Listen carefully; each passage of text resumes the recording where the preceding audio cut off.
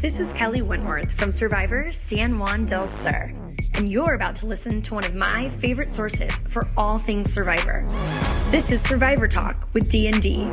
So find your flint, grab a bag of rice, and all your fishing gear, and let the bartering begin. Take it away, D&D. Hey, everybody, this is Dwayne. And David. And we're just two best friends talking about the show we love, Survivor. And yes, that was last season's intro, but we have a new intro coming. It's just not here yet. But we do have a new intro coming, although I like Kelley's intro, David. Oh, love it. I do.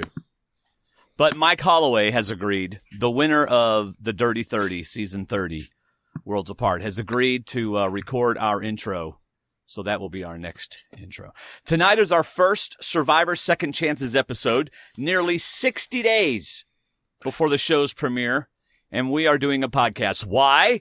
Because if we get spoiled for some crazy reason, some weirdo out there accidentally tells us something, we can't draft. So we're doing it now. And David, we have two guests tonight. Firstly, alphabetically by first name, so that Steve will not get mad. We are joined by frequent Survivor Talk guests, Survivor wannabe, successful Durham Warrior Survivor Challenge contestant, and blogger extraordinaire, Andy Baker. Hey guys, that's an intro that I hardly deserve, but as you might imagine, the off season is a very, very long time. So it's really nice to be doing this here in the heart of the summer. I mean, I know all of us, once the players got back from Cambodia, we were itching to do this. So let's get to it. That's right. And you write on True Dork Times. Correct. TrueDorkTimes.com. Not because we haven't asked you, but in all fairness, you have a relationship with True Dork Times, and that's where you need to stay. Yeah. So that's where you're staying. We weren't trying to get him away from True Dork. I'm just going to shut up. All right. Secondly. Wow, I wish you'd have figured that out about 6 years ago. But go ahead. Just keep going. Jeff Pittman, I was not actually trying to steal Andy away, I promise. promise. He just can't stop. Go ahead. Secondly, we are joined by another great friend of the show, the host of the new show, Murder Made Me Famous. Not to be confused that he is the murderer, but he is the host. He is the host of the new show, Murder Made Me Famous, on the very popular Reels channel, REELZ, in the 900s, I think. It's a national. Everybody here who has a national TV show, raise your hand. Okay. I guess it's just me. Hey, I'm not done with your intro. Shut up. Father of a bunch of amazing kids, husband to an amazingly beautiful wife who I have seen in person, and senior writer for People magazine, Steve Helling.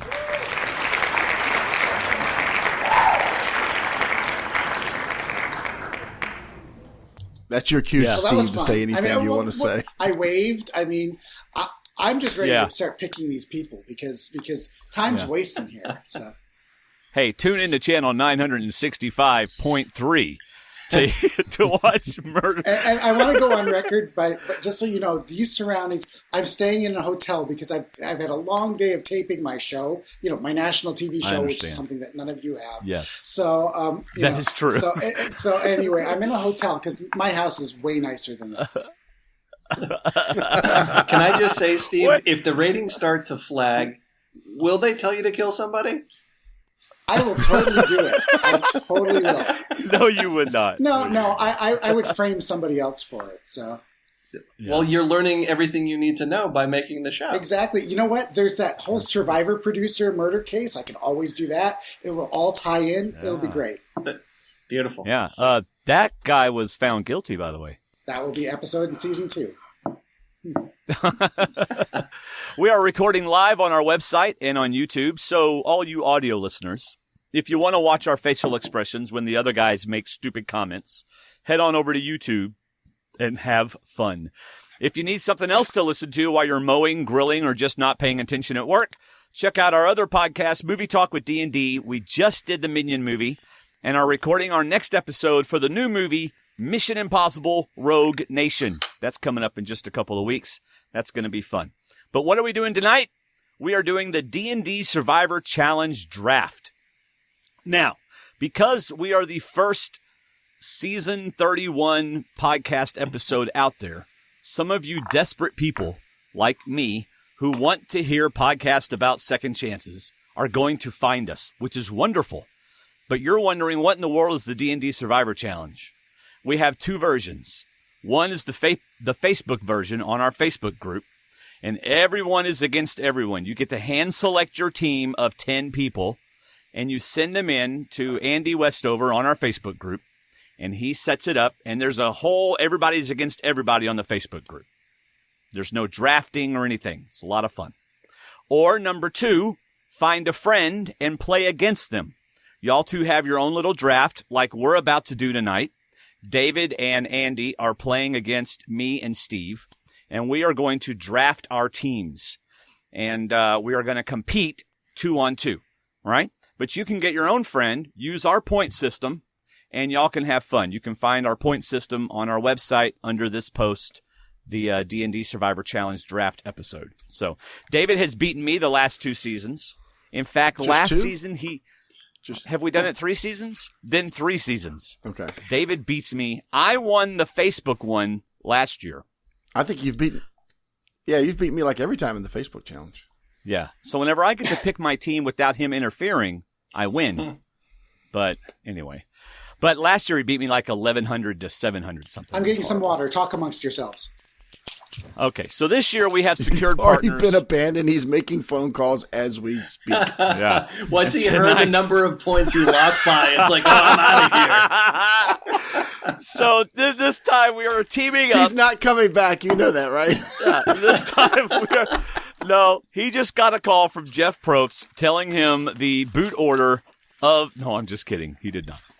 And now we will get accused of that. So tonight we are drafting teams. That is what we're doing. While we draft a player, we will talk about the player. It's going to be a lot of fun.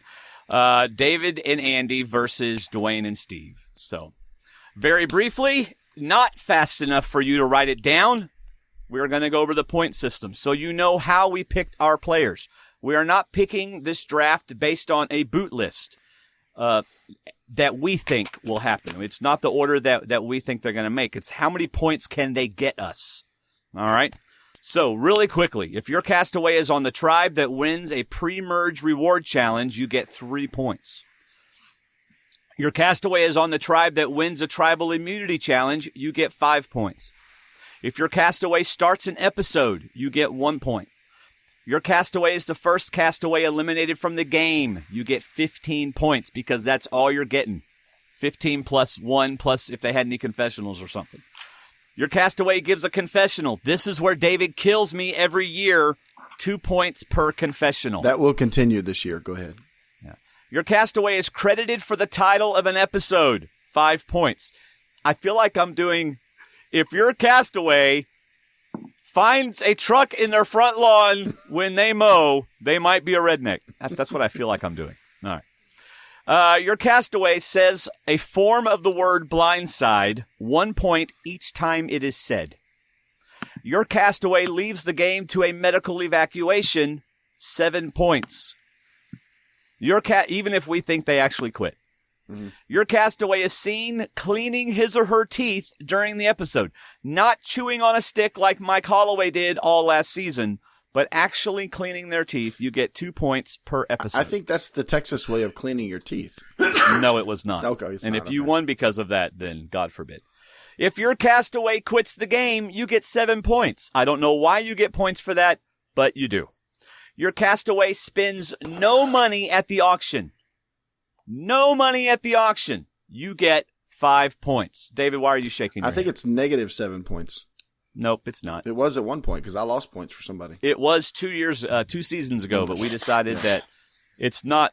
Anyway. Gotcha. 7 points. Your castaway wins the advantage at the auction. 5 points. Those are new ones, by the way. Your castaway wins an individual reward challenge after the merge. 5 points. Your castaway is on a post-merge team that wins a reward challenge. 3 points. Your castaway goes on or receives the reward after the merge. 2 points. Your castaway wins any individual immunity challenge. 5 points. Also, if your castaway wins the first immunity challenge after the merge, 2-point bonus. Your castaway wins the final individual immunity challenge, 2-point bonus. Your castaway finds a hidden immunity idol. This is where David won last year. Confessionals, and then stupid Carolyn, whom I love very much. Hi, Carolyn. Mama C. Had the stupid hidden immunity idol the whole freaking game. She got 5 points for finding it and 3 points per episode that she had it. So every episode your castaway begins with a hidden immunity idol, they get 3 points. And she played it and saved herself. Thank you, Carolyn. I love Carolyn. But you go right ahead. Yeah. If your castaway plays their hidden immunity idol at Tribal Council for themselves, they get 7 points. If they play it for someone else, they get 9. Now, if they hand it to someone else, then they gave it to that person. And that person gets credit for playing it, not the person who originally had it. All right? Your castaway plays their hidden immunity idol for themselves or someone else, and it saves that person from elimination, 5-point bonus. Your castaway makes the jury 3 points. Your castaway makes the final Tribal Council 8 points. Your castaway wins Survivor 15 points. Here we go. I have one question about the rules. Don't even. Yes. If your castaway is on a tribe that wins immunity, and so say that we have 6 people on a tribe that win immunity, and those are all 6 of those are our pick. We get we get points for each of those people, correct? Yes, absolutely. Yes. Okay. Yes. I wasn't sure of that. That is correct.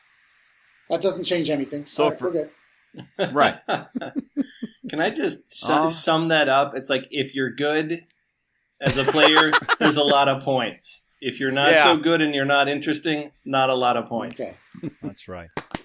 So we're doing 2 rounds of drafting here. We're not going to change the order once the order is set.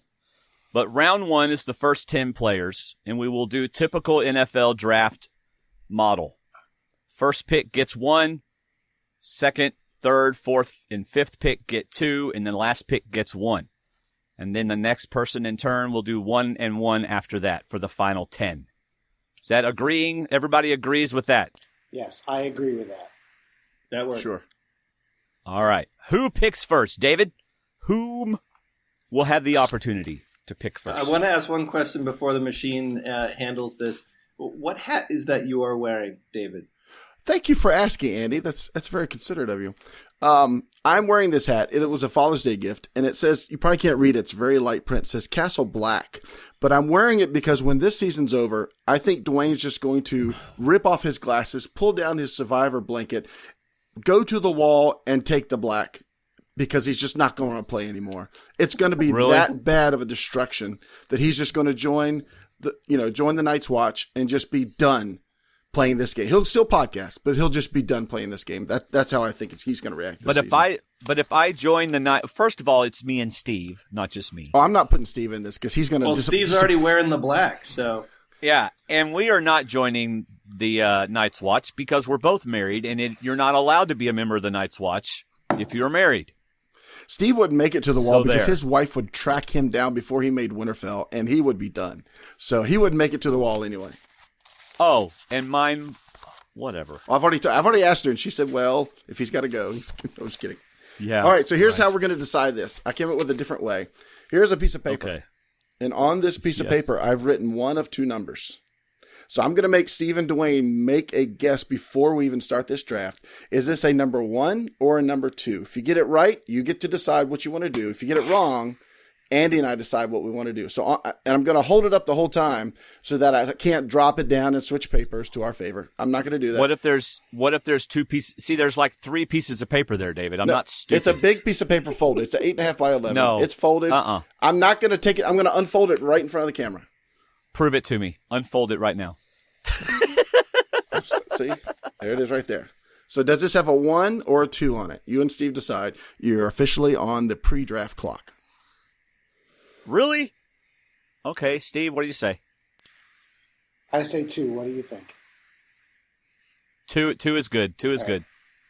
Is that your final answer? Yes. Yes, it's our final answer. 1 piece of paper. 1. All right. So y'all, David and Andy get to choose whether they are first or second. The advantage of going first is they get first pick. The advantage of going second is you're the first team to get to pick 2. So it's a tough decision. Gosh, Andy, we haven't talked about this, at all. So I don't know. I mean, it's really, okay. You guys get to pick first. Okay. I agree with that. I will go along with that. It's fine by me. We're still going to win, so whatever. All right. So if we're picking first, Steve, do we go with our top player? With our top player. All right, but first we have to come up with our team names. Guys, David and Andy, do y'all have a team name? We do, but we want to wait until a few picks before we reveal it. Is that all right? Yes. We'll do it at the turn when we got the 10 players down. Yeah, we want to do it then. Okay. Good, because that gives Steve and I a chance to come up with one. We didn't come up with a team name. We were coming up with winning players. I mean, yeah, we were too busy figuring out. Didn't you come up with your name like months ago? Isn't it supposed to be Helling's Angels? No, Helling's you Angels. came up with that name. That was mine. I came up with that, but I didn't think you'd want to know if you want to go with that. All right, our first pick. Hold on. Let me officially put you on the clock. Now you're on the clock again. Go ahead. What? We have a clock? Like how long? Oh, there's no time limit on it. You just don't What's know. the point of it being a clock?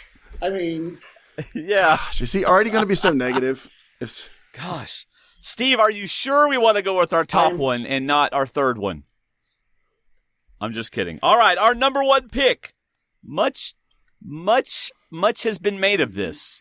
Steve, let's say it at the same time and hope we're thinking the same people. 3, 2, 1. Tasha. Wait. Okay. You're getting a chance at redemption because a few seasons ago, you had a chance to pick someone who would turn out to be a very good friend of ours. And yes, Kelley Wentworth. Passed on her for someone else. And now you have a chance to redeem yourself and pick her with the first overall pick in the draft. And you're passing again. Well, let me tell you this. We are I'll even say this. We considered it, and we love Kelley. Kelley's wonderful. Absolutely. And, we have decided to go with Tasha for many reasons. Would you like to explain why, Dwayne? Oh, yeah. One of them is we believe she's going to get, bukus of confessionals. She has that snarky attitude way of talking. She's going to be a friend to the camera. She's going to go a long way, and she's going to get confessionals, and she's going to win challenges. Exactly. We think that, and it was close, but we think that she is a good choice, and I think it's a defensible choice. Don't you, Dwayne? Right. Mm-hmm. Yes. In fact, she won 3 of the 6 individual challenges. She won 3 of the 6 in her season. And she was no slouch when it came to confessionals either. And so no matter how long she lasts, we believe that she's going to get a lot of confessionals, and we're going to see a lot of Tasha this season. And she's a good player. And she talks strategy, right. So I can see the word blindside come out of her mouth. So Absolutely. We're in good shape here. Yeah, she averaged 2.25. She averaged over 2 confessionals an episode last time. Now that's not on the high scale, but I think this time it's going to be even higher because she's going to be in the game. So what do y'all? So what do you guys think about Tasha? I think being on the clock is going to come down to why you picked. I think we're going to need a clock for that. No, because we were going to talk about each player. I'm just kidding. As we picked them. Go along. Yeah, no, I think it's a great choice. Love Tasha. It'll be very interesting, and I think it's one of the things we're all pretty fascinated by when it comes to how this season's going to play out. There's going to be a war over who are the narrators going to be, who are going to be the confessional people. There are so many good possible voices. And she could be a very strong female one, but even there are a lot of great voices. And so it's a good pick. She's a triple threat, no doubt about it.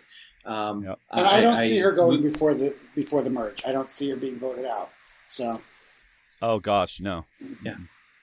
I think Tasha's biggest plus is that she didn't overplay her first season.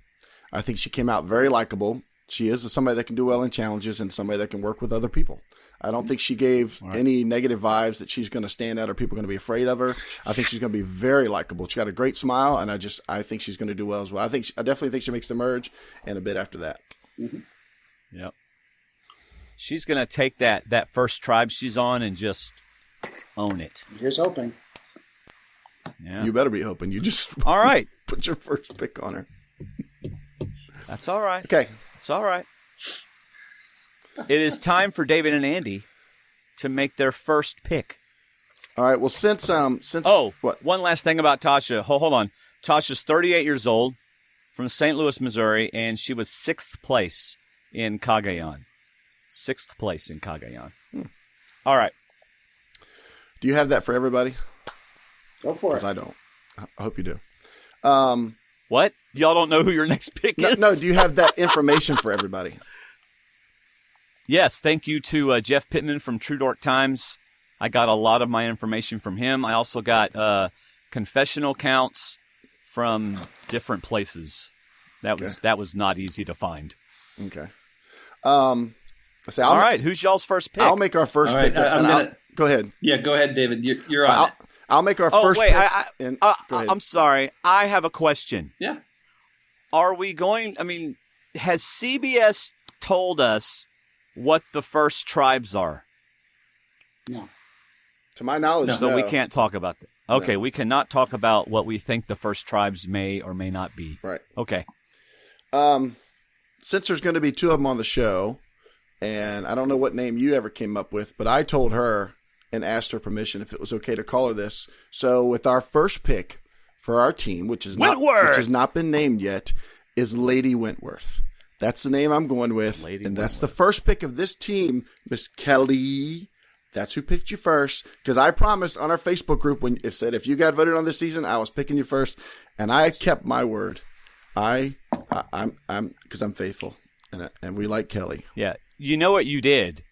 You purposefully did not get the first pick, because if you had had the first pick, she would not have been your first pick. But because you get 2 picks, you can safely pick her first. Absolutely, that is what happened. Don't even try to lie. Well, if you 2 had picked 1 instead of 2, you would have known that.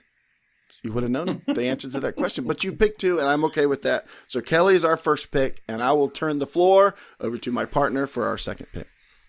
All right. Just for the record, when David and I did our extensive preparation, which means this morning, I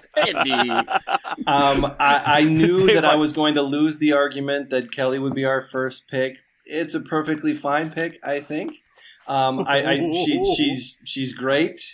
She too is a triple threat. She is virtually guaranteed, I think, to improve her from her last outing. Obviously, she's not surrounded by the confederacy of dunces this time. Right. And but what I was trying to, I'll admit it, I was trying to talk David out of it. I wasn't sold. But there's there's loyalty to the podcast. She's probably listening now or will be. Hi, Kelley. I'm hoping for a great season from her. I'm hoping that certain alliances come into play. So yeah, I like it. How about you guys? What do you think? Oh, we would have if we had had. Go ahead, Steve.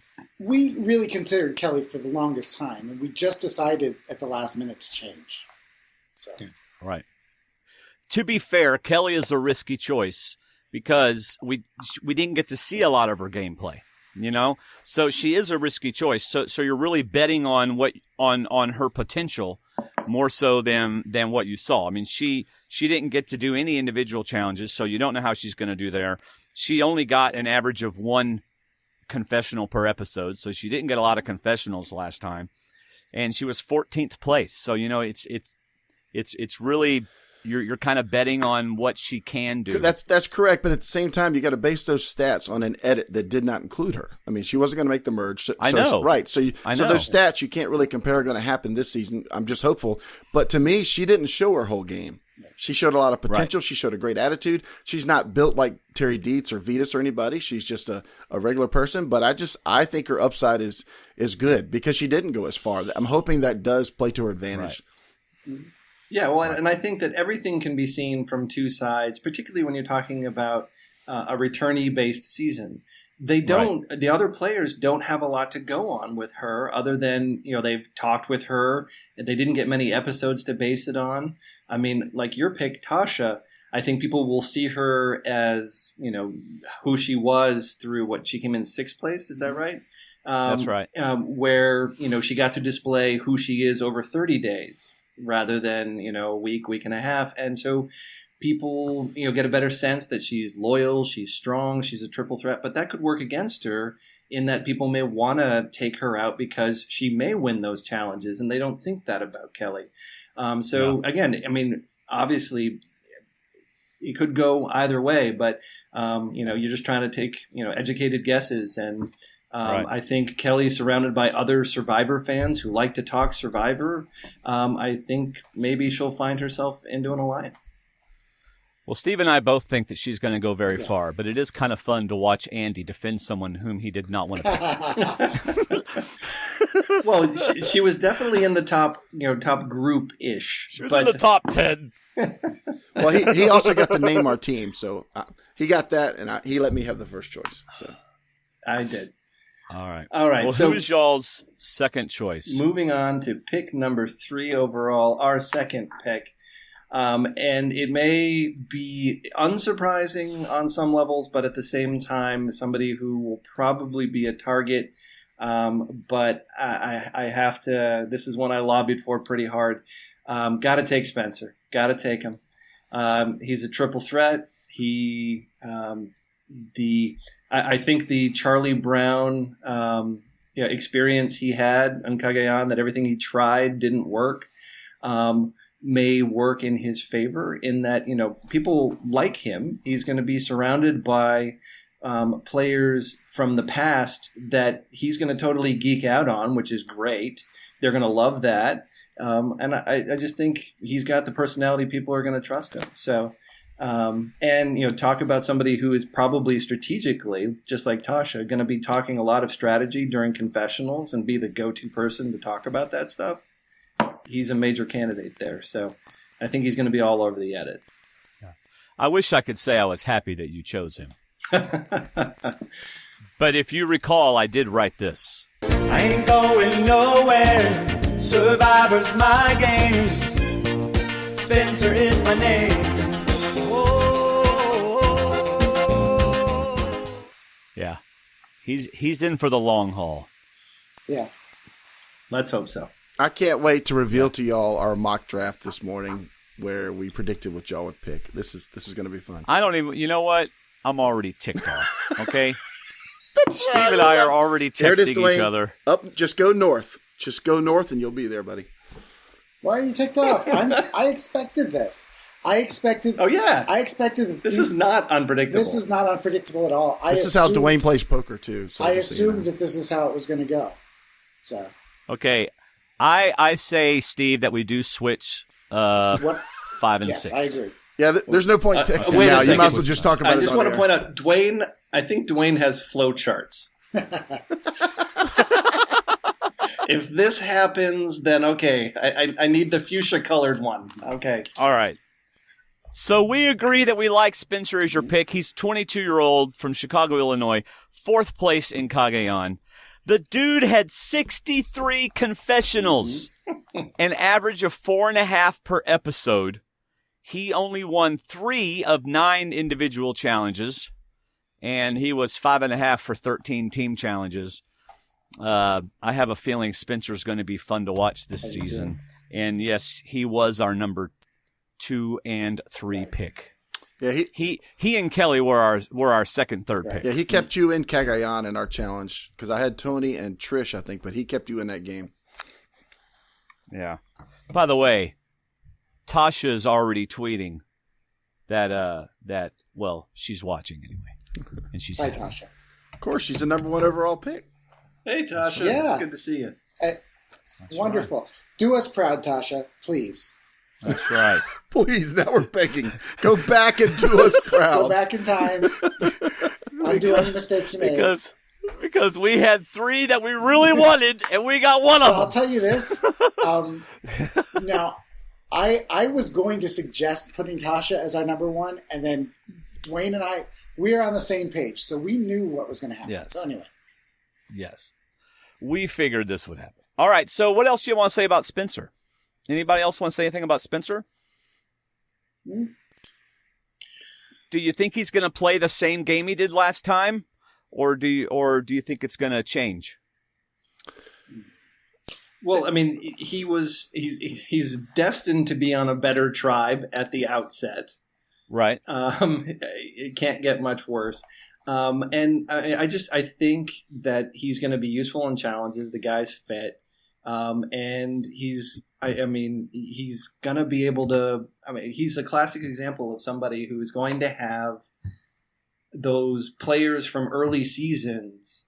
He's going to talk to them about everything they did in their seasons because he knows that stuff. Right. And it's going to bond people when you have that much time to talk about things. He's a nice guy who is going to want to talk about how awesome those people were back in the day. And hey, let's make some new history. And there's definitely going to be people around who are falling apart a little bit or a little more desperate.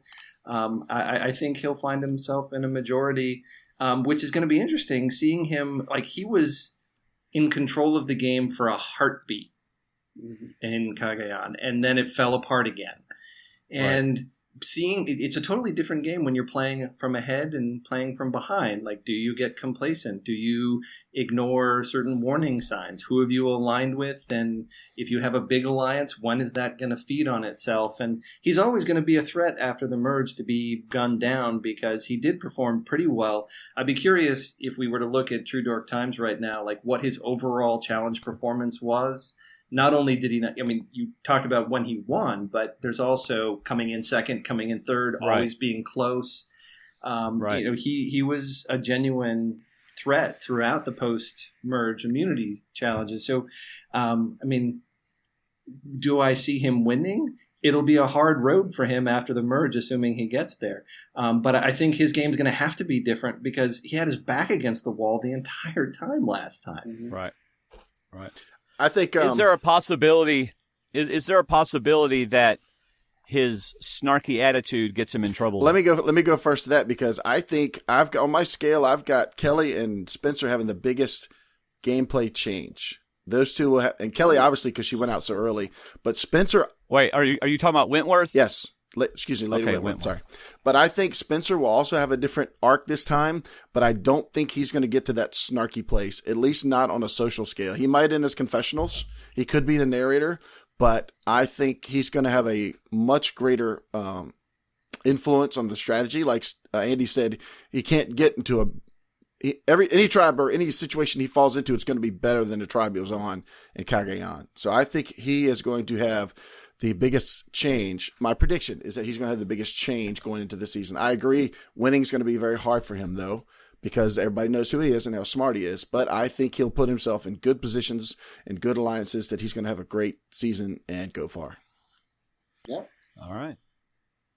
How about you, Steve? You got anything to say about L. Spencer? I wanted Spencer on my team, but, I think that he's going to be great with confessionals. I think that he's going to be one of the narrators of the season. And I hope he does well. I hoped he would do well. Now I hope he crashes and burns on episode 1. But now I hope he's not. Now I hope he's not the narrator of the season. Spencer is somebody I'm very excited to watch play again, and I'm very excited to see, frankly, Spencer and Tasha back out there again because they, now granted, Kass is still around, but at least maybe this will be their chance to really take control of the game. All right. So now we get 2. Mm-hmm. Oh, I thought this was where we went 1. No. 1 and 1. Okay. No. For those of you who don't know this, everybody who's watching, I flew today from Florida to Texas, and the whole time I was in the plane, these people were trying to figure out how this whole thing was going to work. So, yeah, it was funny because you got off the plane. And you had, 80 unread messages to go through? I didn't even read them all. So, half of them were just random streams of numbers. 1, 2, 9, 2, 1, 2, 5. And then everybody would laugh at me because every once in a while, even though I like to joke around a lot, I get in this serious mode and I want to talk serious, and everybody's still joking around. So then everybody laughs at me for wanting to be serious. So Dwayne finally gets to the point and says, when you are ready to be serious, I'll start reading again. Right. Yeah. So I want to talk about our fourth pick. All right. You get to say who it is. And I'm going to be watching Andy's face when I say this one. Well, he's our second pick, but. Well, yes. I mean, but he's fourth on our list, second pick. We have decided that we would like to take Keith.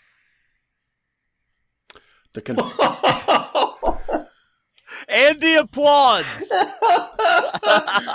Let me erase the name I wrote down for y'all and write Keith the Confessional Magnet down here.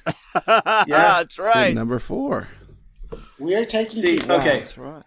All right, Andy, throw out the mock draft. Let's go to number 7 mock draft. And we'll go from Actually, to be fair, I didn't have him too far down my list either. I'm very curious to hear your reasons. I'm sure I know what some of them are. It's a highly defensible pick, but I'm just trying to picture certain other players who are out there who are going to be sending you outraged tweets. Emails like you picked Keith over me. Here's the bottom line. And any of you survivors who are watching this, seriously, I am thrilled that every single one of you made this season, and I think all of you are wonderful. Yes. The reason why I thought, and this is why I pushed for Keith. Keith is great with confessionals. Keith is fantastic with them. And here's the thing. Kelley's wonderful. I love Kelley. But Kelley, Monica, some of them, we don't know that their confessionals are going to stand out from one another. Keith is the only person who I would say there's no other person who talks like Keith. There's no other person who's going to narrate like Keith. And I think that the editors are going to use him for that. Remember, he's not terrible. And I know that he's one of the oldest people out there. He's not terrible in challenges. And I also don't think that he's going to be somebody that they target early because he didn't show a lot of strategy the time before. I'm interested to see how well he's learned from, he was a Final Four contestant last time, and I think he could do it again. Yeah, 4th place. Yeah. So. Yeah. 54 years old. He won 4 of the 12 individual challenges. He won 4 of the 10 team challenges. He was on the winning team. He had 47 confessionals, averaged over 3 1/3 confessionals per episode. And he will clean his teeth. And, dude, he is going, I don't know what y'all are doing, but, hey, you just clue me in, and I'm here, I could have beaten Dwayne with just Keith at San Juan del Sur. Yes, I had so many points from Keith. For this challenge. That's why this challenge is important to look at the points because you need people like Keith. Right. So we are not saying that he's particularly going to win the game or be a better player than a lot of the other players that are after him. But his confessional count and staying in the game for a while count before he finally gets taken out is going to get us a ton of points. So therefore, Keith. And if he trips, on another idol, you could get points for that too. Yeah, that's right. Two things I wanted to say that came to while you guys were talking. One, not only is it going to be interesting to see who gets confessionals, but it's also going to be: is this a season that's dominated by strategy? Is this a season where there's lots of interesting stories to tell? Insofar as like some of Keith. It's his character, it's his personality. People love him. He'll say anything and then he'll spit, and that's telegenic. But he is. Will they need him at the way they needed him in San Juan del Sur, where no one was talking strategy, no one knew what they were doing post-merge, and so they needed to fill airtime, and so Keith got a lot of it because he added character. Is this a season full to overflowing so they don't need it? But you're right, he's different. He's going to bring a different edge to it, so they'll still use him. But I mean, that's why I pushed him a little further down my list because he is confessional gold, but is he going to show up? I mean, I think they're going to have so much that they're going to want to tell. They don't need filler. So the question is he going to be instrumental? See, I don't think Keith was ever filler when it came to confessionals. Yeah, we all laugh about his sub-alliance thing and that he didn't know how to play the game. But he was never filler from a TV standpoint. And, like I said, they want to add some sort of diversity to this. And having Keith from Louisiana, the older guy, I think he's going to get a lot more confessionals than Savage, than Terry, than all these other people. So I think he is a top 4 pick for us. Now, I would agree that he was not filler, only in the sense that his confessionals represented people that just didn't know anything about the game. Yes. And he froze. Did I freeze? Say that again. You would agree he is not filler because his confessionals represented people that didn't really know anything about the game. I don't remember his confessionals bringing a lot to the ongoing play, but at the same time, I kind of agree that he was a interesting character when there was a lack of strong confessionals coming out. But look at this list of people, man. There's confessionals all over this place. I just think it's going to be harder for him to get confessionals. Which is but they're going to use them though. They're going to, and we're sticking to it. Yeah, well, the one thing that they do like to put into seasons is a certain amount of levity. Mm-hmm. Like it's they want to add some fun, and you're right. Keith will bring that because he's not going to take it super seriously out there. He's not going to be super strategic. He's just going to be in a game that is going to be dominated by a whole bunch of people who just have their heads so far into the game. There's value in that person who has the step back, who's just sort of looking around at all these people who are scrambling everywhere and just being bemused by it all. Yeah.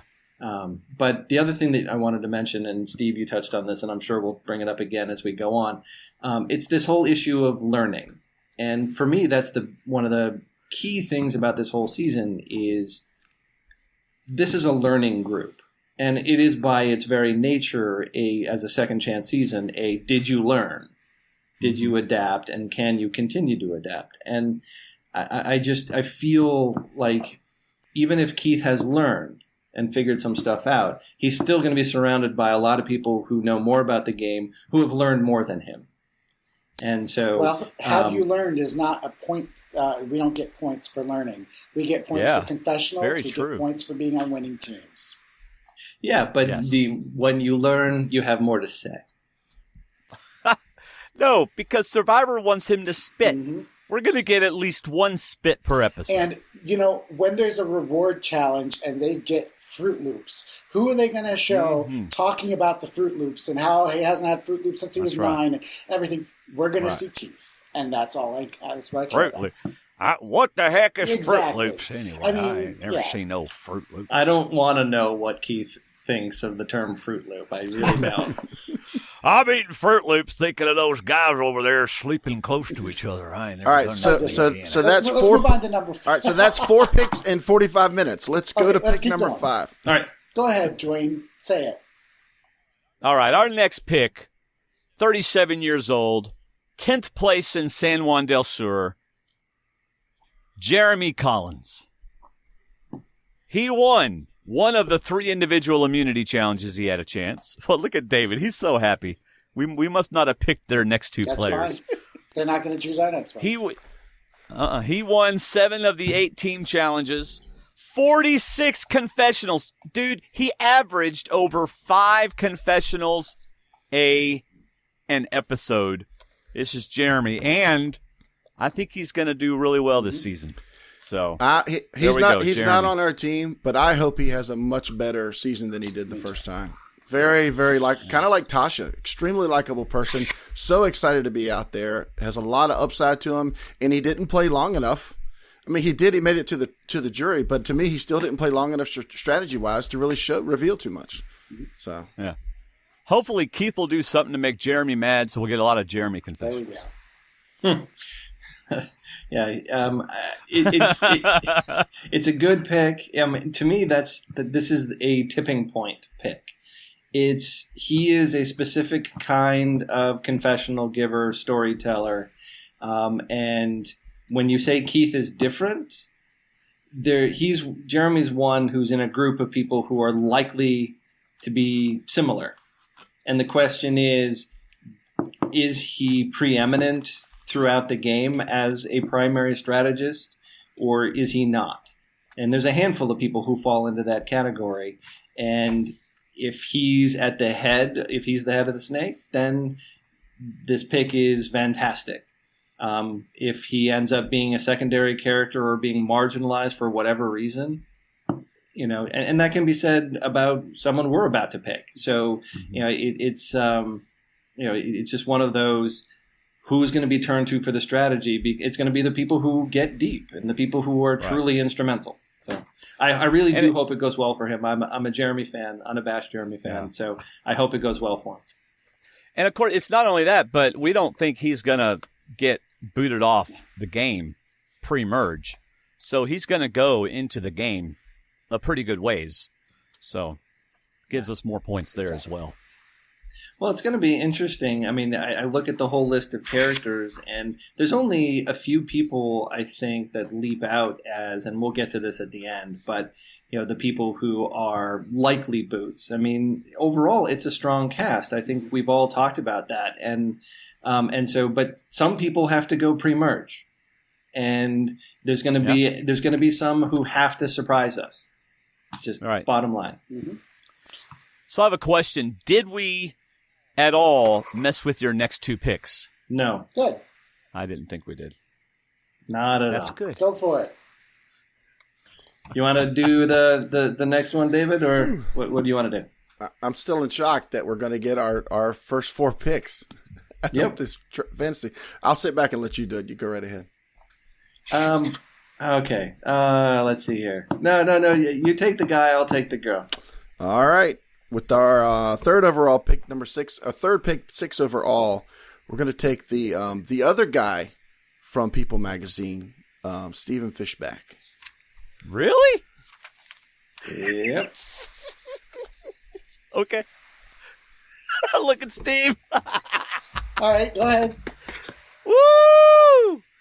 That's your third overall. That's your third pick, right? All right. Y'all go ahead. Defend it. Defend it. This is where we get into a wee bit of fan fiction, which is inevitable when you start putting stuff like this together.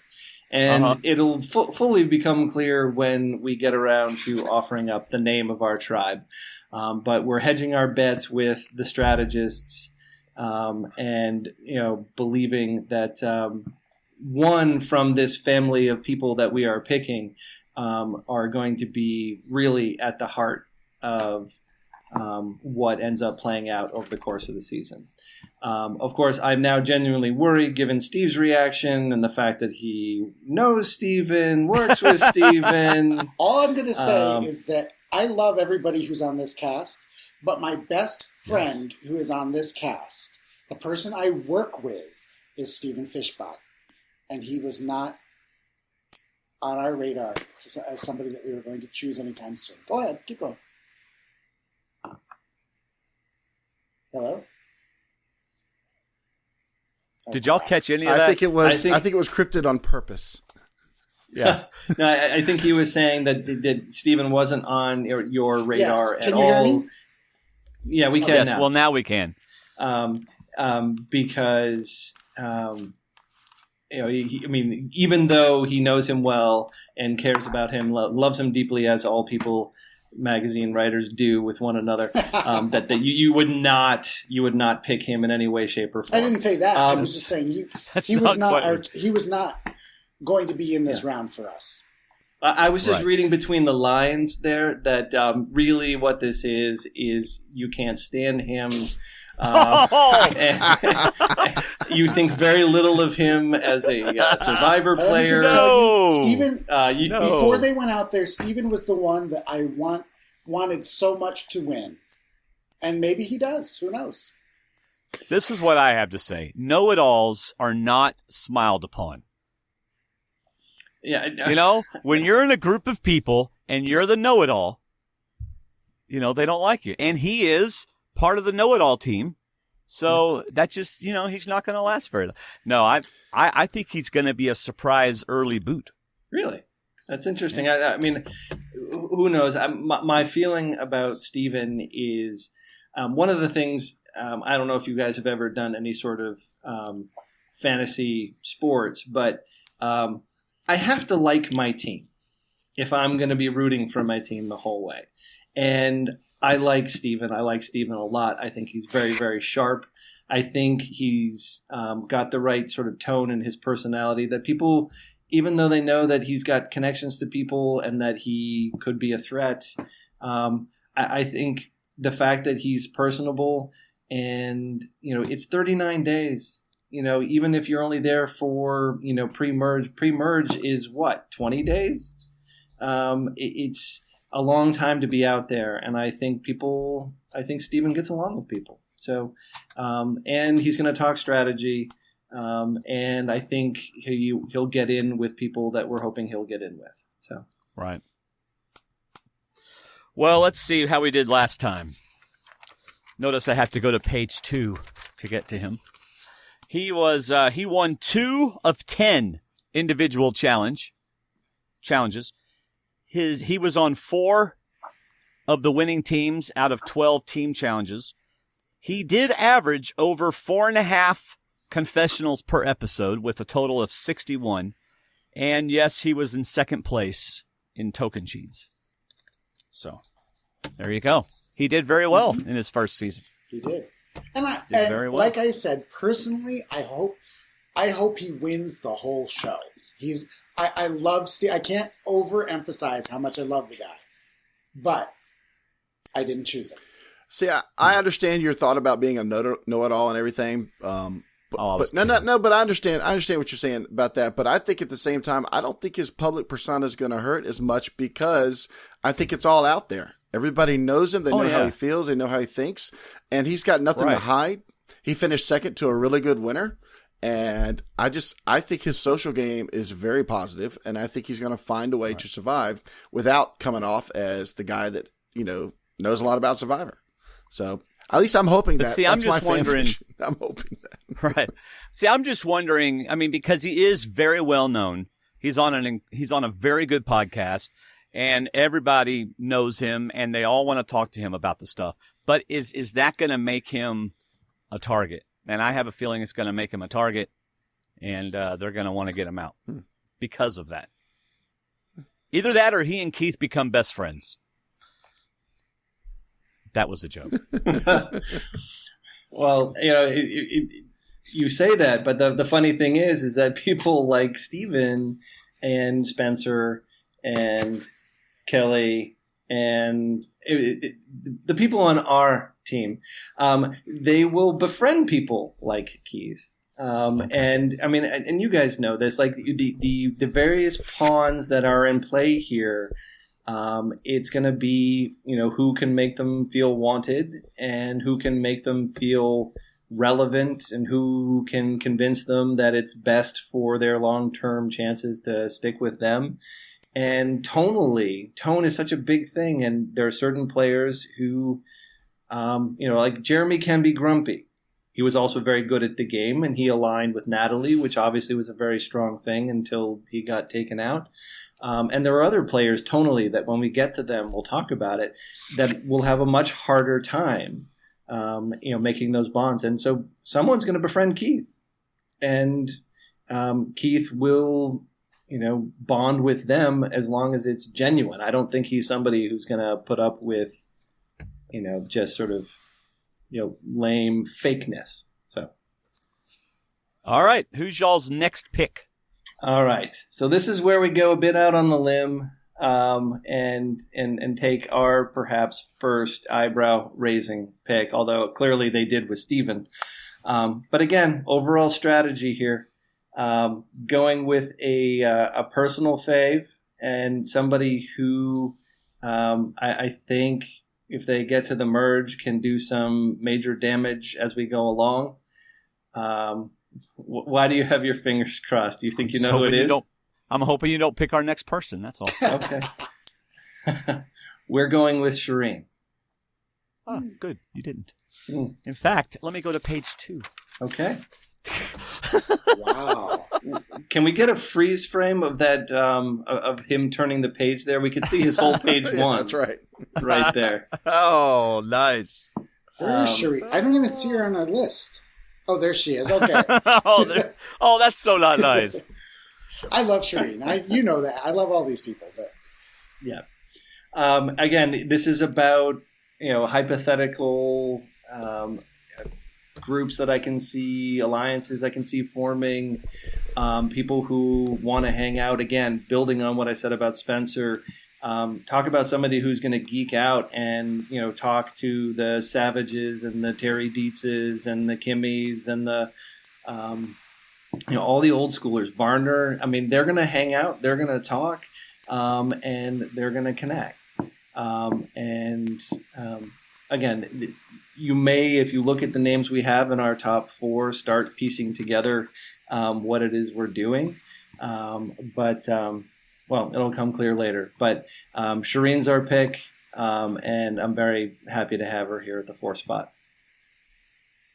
Okay. Let the trash talking commence. Well, I don't have any trash talk. What I think is going to happen with Shirin, and I know I'm going to be wrong. Okay, Shirin, I love you. Mm-hmm. But I think Shirin's coming off of an exciting season.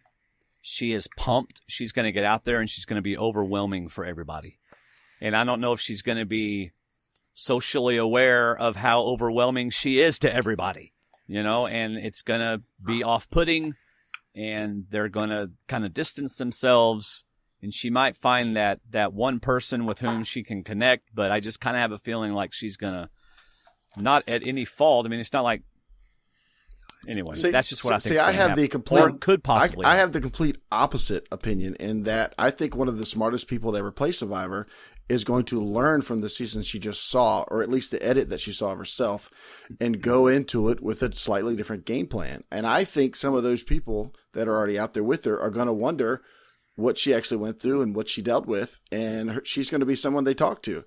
I think of all people, I think she's actually going to learn from her season. I hope she learns from her season. And see, and they're going to ask her for loans. That's right. That's right.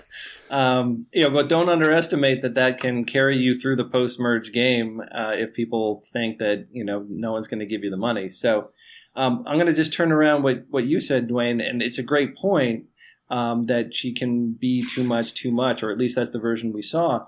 I'm going to use that word that you used, overwhelming. Don't underestimate how overwhelming it is to play back-to-back. And particularly after you have just watched your season play out, and then you're immediately getting onto a bus and then onto a plane, that you still haven't had full time to process everything. You've come off of literally a finale where, this sort of forced fake apology from Will and all of that. And next thing you know, you're on a bus and you're about to start another game. And so my guess is that she won't be as, come into the game as big as you're saying. I think it's better, and it'd be really interesting to look back at the previous full All-Star seasons to get a sense of what's sort of the ideal time to be away from the game before you come back. Mm-hmm. How many seasons is the perfect gap? Because back-to-back is tough. Yeah. Being it too long ago, that's really tough. There's a magic point in there somewhere, and I think Shirin's on this side of it where it's perhaps too soon. But again, I have faith that may actually keep her from overwhelming people, and put her in a place where she's going to spend her time trying to connect with people. Plus, there are more Max Dawsons on this season than there were last season. Mm-hmm. People who will want to geek out and talk Survivor. These are all returnees who are going to want to talk about their seasons and their experiences. What do you think, Steve? I think that she's a good choice. I think if she makes it past the merge, we're not going to be seeing a lot of... I don't think she's going to go on an immunity run or anything like that. No. So but she's great with confessionals. If anybody decides to name their tribe America, she'll have a lot to say, and that's great. That's right. And Shirin is somebody, actually looking at this list, there's nobody of all 20 people, there's nobody on this list that I say, I want that person to go out first or early or anything like that. There's really nobody I don't like on this list. She just didn't make our top but I think she's a good choice. Right. See, I'm wondering who is she going to connect with? I mean, who is that person that is going to instantly bond with her? And I'm just not sure that I mean, Wentworth can pretty much bond with anybody, but who else? Who else of the women? Her and Kass would not get along at all. I wouldn't think. Ciera, who knows what her personality is going to be like? I'm just not sure who she's going to geek out with, unless it's Fishbach. And you guys mentioned back-to-back seasons and everything. This isn't back-to-back seasons like what Rupert did or what Russell did, where Russell never even came home and just played another season. That's true. She's been home for a long time. This is almost a year after the last time she played. So let's not pretend like this is not one game right after the other. Yeah, well, and that would be a more, I think, of a physical thing. But I think there is the playing of the game, and then there is the unfolding of the game and all of the press that comes with the unfolding of the game. Then that's a totally different thing that you have to process.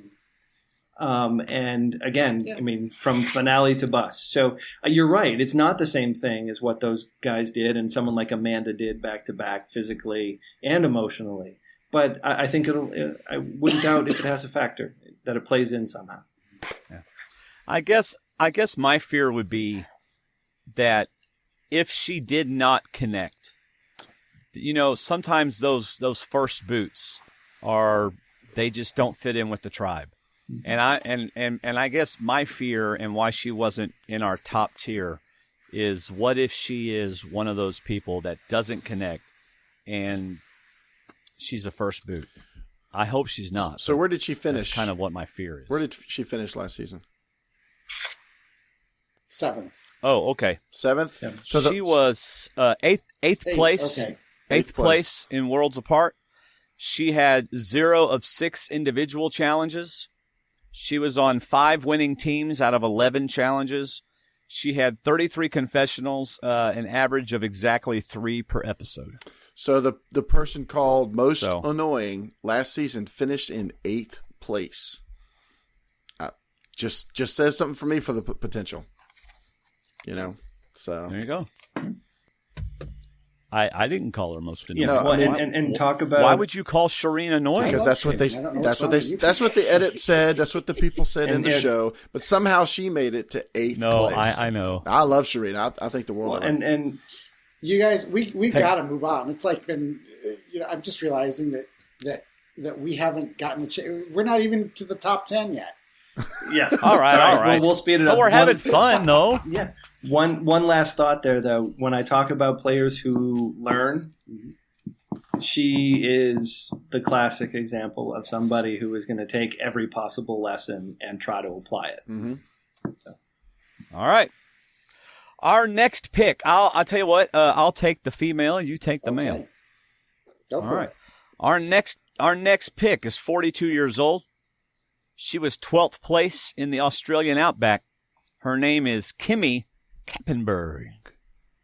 She is our next pick. In fact, she was our 5th overall pick. She was. Although we swapped her with Jeremy, so she would have been our 6th overall pick. So there you go. Kimmi Kappenberg, would you like to speak to her? Is she on the line?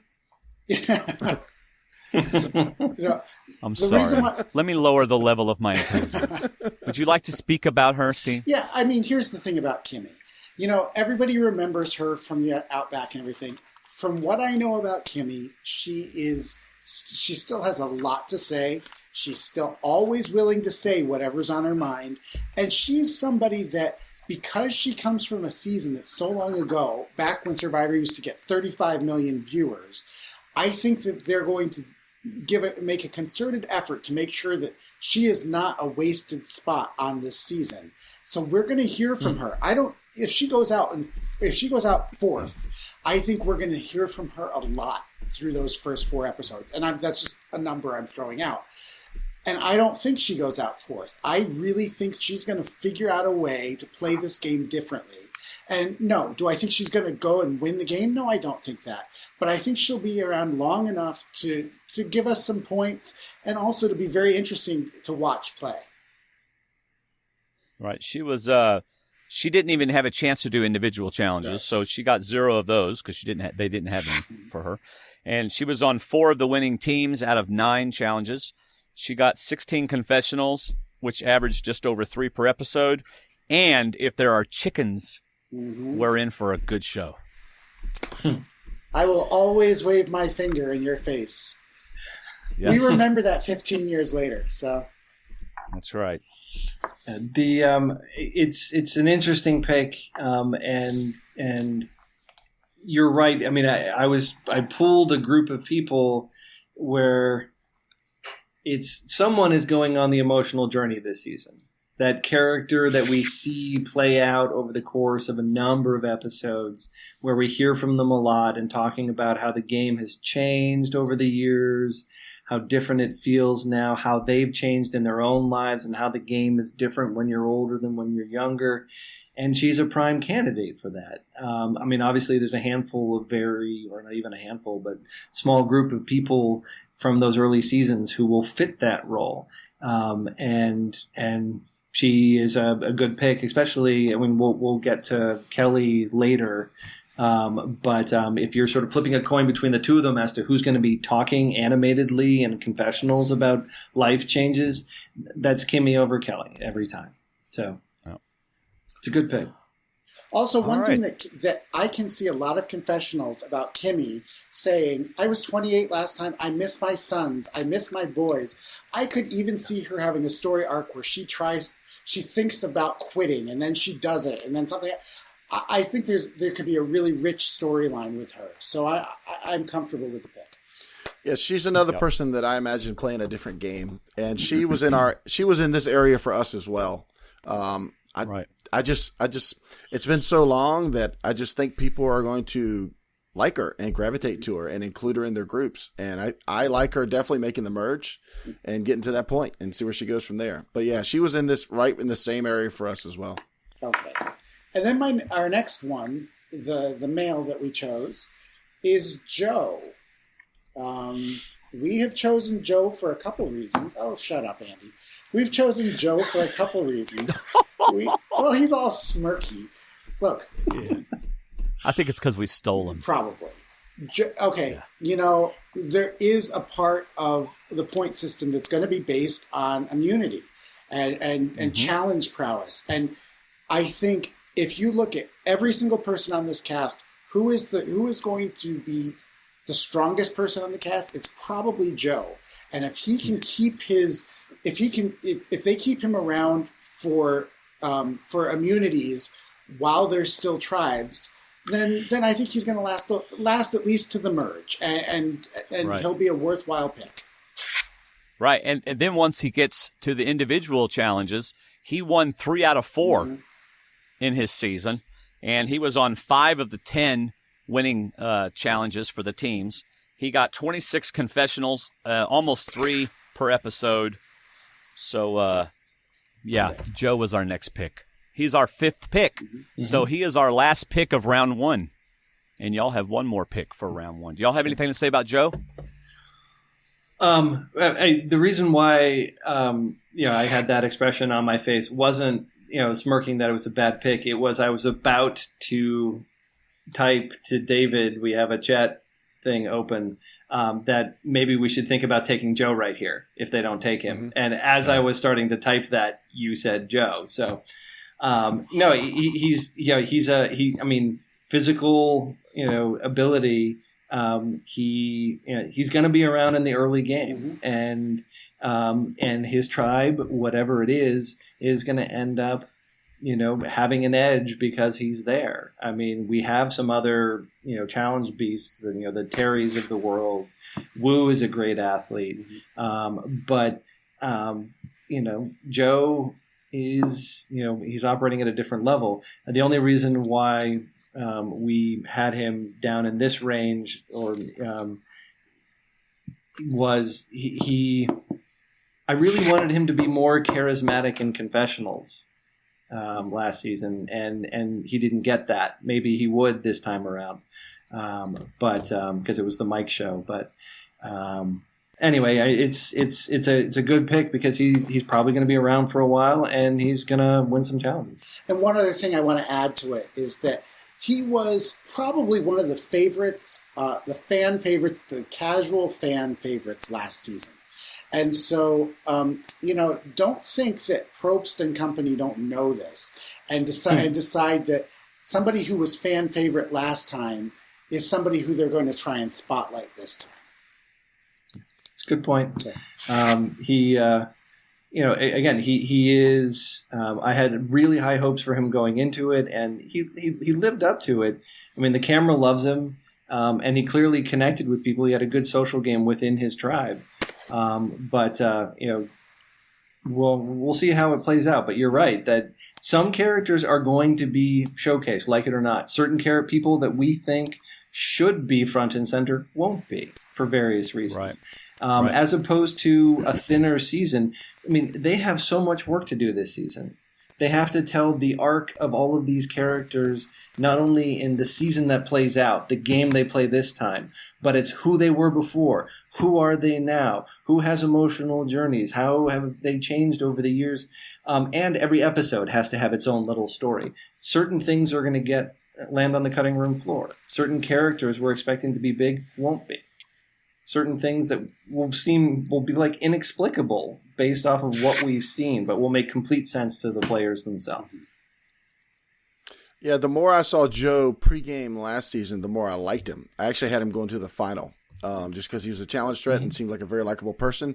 However, I had him changing the least this season as far as strategy and style of play. I think he's going to be very liked. He's going to be very he's going to be one they want to keep for challenges, for his abilities to do that. But I think I just don't know if he's going to fit into the core of the group he's with. He could feel that he is, but I just don't suspect he's going to be as locked in. What are you typing? You're already changed your next pick. I can see it, but I don't think he's going to feel as locked in as he's not going to be as locked in as he thinks he is. I still like him. Right. I think he's socially a really nice person to have around. I just think when he gets to the point, they're going to let him go as soon as possible.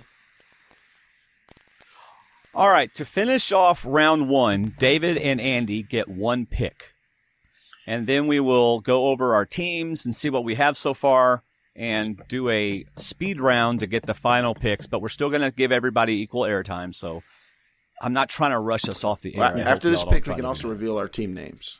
We can too. Right. Have y'all finally come up with a name? Yes. Oh, we had a name the whole time. You'll see. You'll get it. So, go ahead. All right, go ahead, Andy. All right. No, you got this one. Okay. One of my favorite players, actually, from times past, and he's not the oldest, but he's going to be one of the wisest, is Andrew Savage. Okay. Andrew Savage. Okay, page 2. Mm-hmm. Steve, this is a good day for us. Steve, you realize Dwayne's pages are the same as they are the past 5 seasons, and you see where those pages have gotten him. So just saying, I wouldn't have a warm feeling about his pages. I have a very warm feeling about the pages. I'll just leave it at that. So warm. Go ahead. Explain your... Well, I'll tell you what. Let me tell you about him. He was 10th place in Pearl Island. He's 51 years old. He won 0 of 1 individual challenges and 3 of 12 team challenges. However, in his season, he averaged 6 confessionals per episode. That's a lot. So, yeah. Well, he was speaking for his entire doomed tribe, and then he, got crushed by the outcast twist. And I mean, he also dug his own grave to a certain degree in how he treated Lil. But with Savage, wanted an old school player, thinking that old school is going to team up with some new school. And my sense of him, I don't think, to go with what David was saying, I don't think he's going to change his game that much. I think he's going to be loyal. I think he's going to be hardworking. I think he's going to be a really nice guy. And whoever he ends up teaming up with, he's not going to really dream of backstabbing them. And I think a loyal piece like that goes a long way. Okay. Yeah, I kind of see him having a similar arc to Scoopin did in the Philippines, and not because they're the older of the groups, but him having a initial alliance, keeping it as quiet as possible, like Scoopin did with Lisa, and then riding that alliance a good way into the game. And don't underestimate the power of being besties with Probst. Well, yeah, that but too, you know yeah. what? True. Savage told me this before the game started, and I kind of agree with this. He told me, when I asked him, I said, "You're friends with Jeff Probst. Is this fair?" This was right before they went out there. And he said, Yep. Jeff Probst loves Survivor way more than he loves me. If anything, he's going to be a lot stricter on me. He's going to be making sure I toe the line because he doesn't want to come across as helping his friend. So, and I actually, that clicks with the Jeff Probst that I know. Jeff Probst would, if his mother were out there playing, Jeff Probst would make sure that there was no air of favoritism and would be stricter on his mother than anybody else. So I don't really think that we'll see. We'll see how that all shakes down. Yeah, well, and what I'm intimating is less that he'll get any help in the game, but getting a favorable edit, getting confessional time, that's, where, putting, again, somebody like Savage who has a story to tell about, talk about somebody who got, quote unquote, victimized by a twist in the game. He's got a second chance story, which is perhaps better than a lot of them who are out there. And so, giving him a little more confessional time to tell that story, I think it could be an interesting one. And I say that because I like Savage and would like to see how he plays when, the biggest twist that the game has ever seen isn't there. At least we hope not. Yeah, we definitely hope not. All right, so after round one, David and, by the way, Steve and I are frantically trying to figure out who our next pick is going to be. You want us to tell you? Because we got a list here that you've been... Okay, no, go ahead. Well, we have to look at our current team and figure out we don't want to duplicate want. the area, the strengths that we already have. Yeah. Right. Okay, so David and Andy, would you like to reveal your team name and your current team as it stands now? Sure. I'll list off the players that we have, and then David, you can unveil the name of our squad. Our first pick was Lady Wentworth. Mm-hmm. Wentworth, yes. Spencer in the 2-hole. We have Stephen batting third. Shirin is batting cleanup here, and Andrew Savage in the 5 spot. And particularly with the top 4 picks here, gives us our team name. David? I love the team name, and I hope it comes to fruition. As soon as I heard it, I said that is definitely our team name. And if we can get our top 4 picks, it would be awesome. So we are going with... Wow. We are going with the Nerd Herd. The Nerd Herd. Wow. Well, I suppose it's appropriate. I'm sure all of your team members will be thrilled just as much as your team members were last year with Team Cholera to be a part of the Nerd Herd. We got sick all the way to the end, but we did it. I believe you me. I assure you that they will approve. If they're listening, if they hear that this is what we have dubbed them, they will embrace it wholeheartedly. All right, Steve and I are still debating our next pick.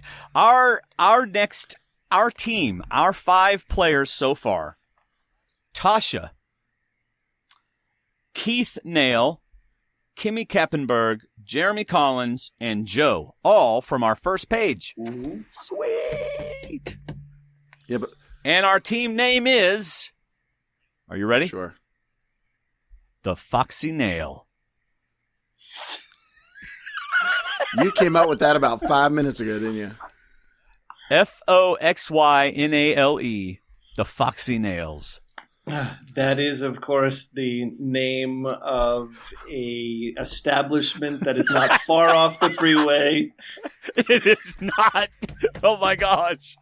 The Foxy Nails. So if you had gotten your original picks, would you have gone with the Spent Wentz? I mean, what were you going to go with if you had gotten your other picks? Well, Tasha was your first pick, so I guess you're going with Foxy anyway. The Spence Wentz is actually something that you can purchase at the Foxy Nails. The Foxy Nails. Oh my goodness. All right. Now we have the next pick. Mm-hmm.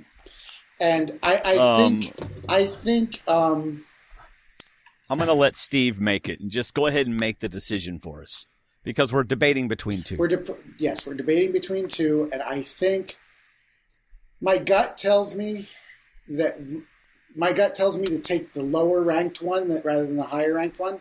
So we are going to take Peih-Gee. Yes. So yeah. All right. We'll get the other one. I'm glad you did that. Yeah, I'm glad I did too. So, and I mean, here's the thing about Peih-Gee. I think she was no slouch in challenges. She was, she was a good narrator. She's very articulate, and I also think she does have a lot of fans, and so, I don't think she's certainly not going to be a first target unless she does something really bossy, which she could. But I think I think generally speaking, she'll probably last a little bit, and I think she could last deep into the merge, but I think she'll make the merge. And for that reason alone, I think she's a good pick, and I think she's a little bit different than the others that we have because, we've got the athletes, we've got Keith, we don't have an intellectual. I mean, much love to those that we've got. And I think that she'll be kind of our intellectual pick for some of the things that she says.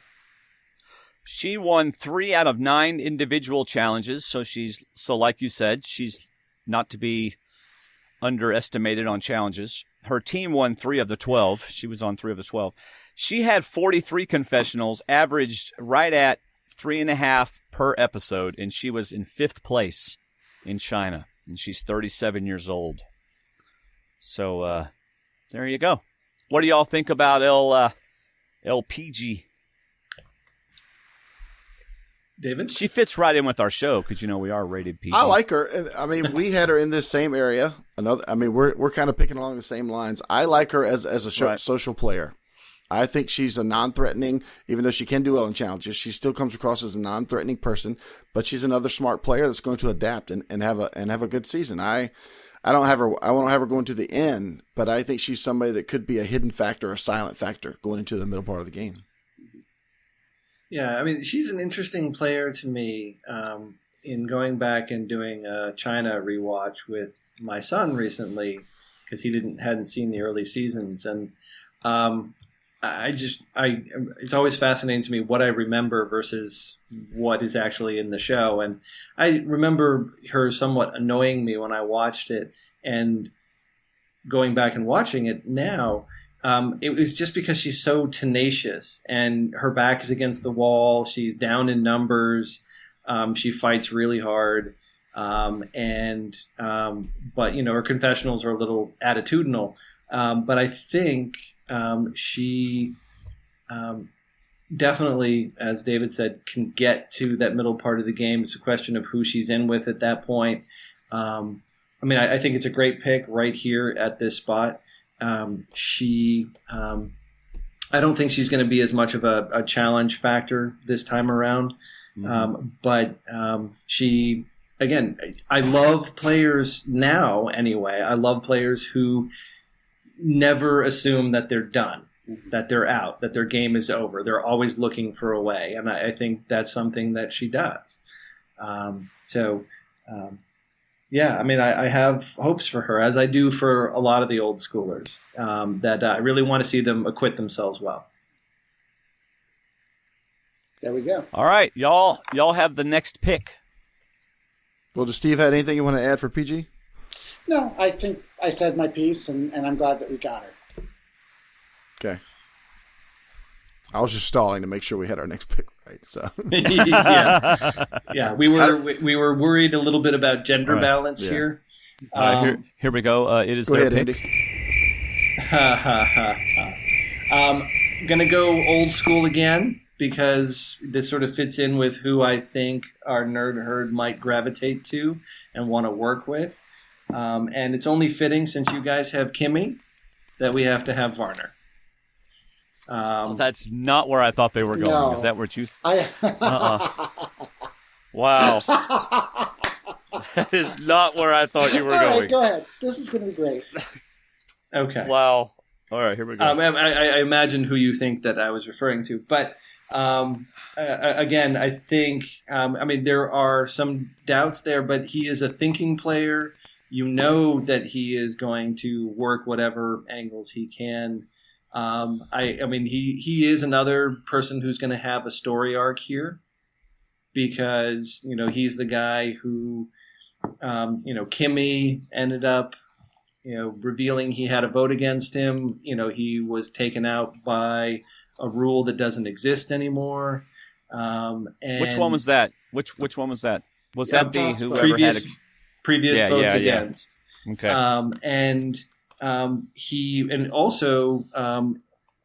That wouldn't have even been a factor, possibly, depending on how challenges went, if Skupin hadn't fallen in the fire. Yep. A lot of people talk about Varner as being the guy who was in a position to potentially win that season. Yep. I'm one of those people. If they go into that, Yep.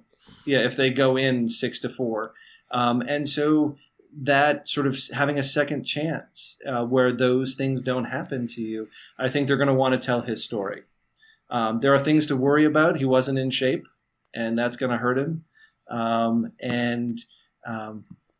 You worry if he's going to play too hard too fast. But hedging our bets here a little bit with the Savage pick, where one of these old schoolers is going to be fully embraced by the nerd herd. So,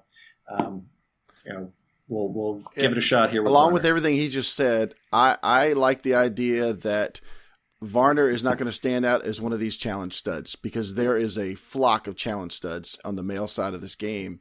And I don't think he's going to stand out in that group. I agree that I think he's going to blend in with the newer players. I think his personality is going to get him in that group. And I think that's going to allow him to have a longer game than last time. Awesome. Thank you. I don't really have a lot to say about Jeff. When I interviewed Jeff right before he went out. And that is the one thing that I have over the rest of you is that I spoke to these people right before they got on the plane. So, and Jeff was saying, oh, he's going to stir up all this crap. He's going to lie. He's going to come up with these great lies and everything. And that's fantastic. And that will get him airtime for as long as he lasts.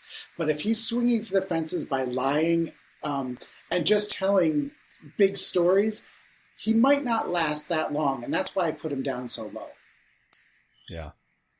So you didn't tell us about this over the last several weeks. Why exactly?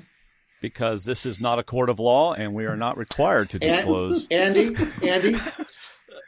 when I was interviewing these people, I was getting on Facebook and telling you guys in a Facebook message about, guess who I just spoke with? I just spoke with Jeff Varner. This is what he said. You were on that, and you were commenting on that. So if you forgot it in the last 70 days, that is not my problem. So there you go. I have a 9-month-old baby and a puppy in the house. I don't remember anything from 5 minutes ago. I have 6 children and a national TV show. And I think you were also starring in a sequel of a movie at the same time. So we were getting all kinds of comments at the time. All right, he won 0 of 1 individual challenges, 6 out of 10 team challenges. This is where he would have gotten a lot of points in the Australian Outback. He was 10th place, but he had 33 confessionals in that short time, an average of almost 9 per episode. That is 66 points alone in confessionals. Yep. So if he does get confessionals, he will be a help to your team. Very much so. All right.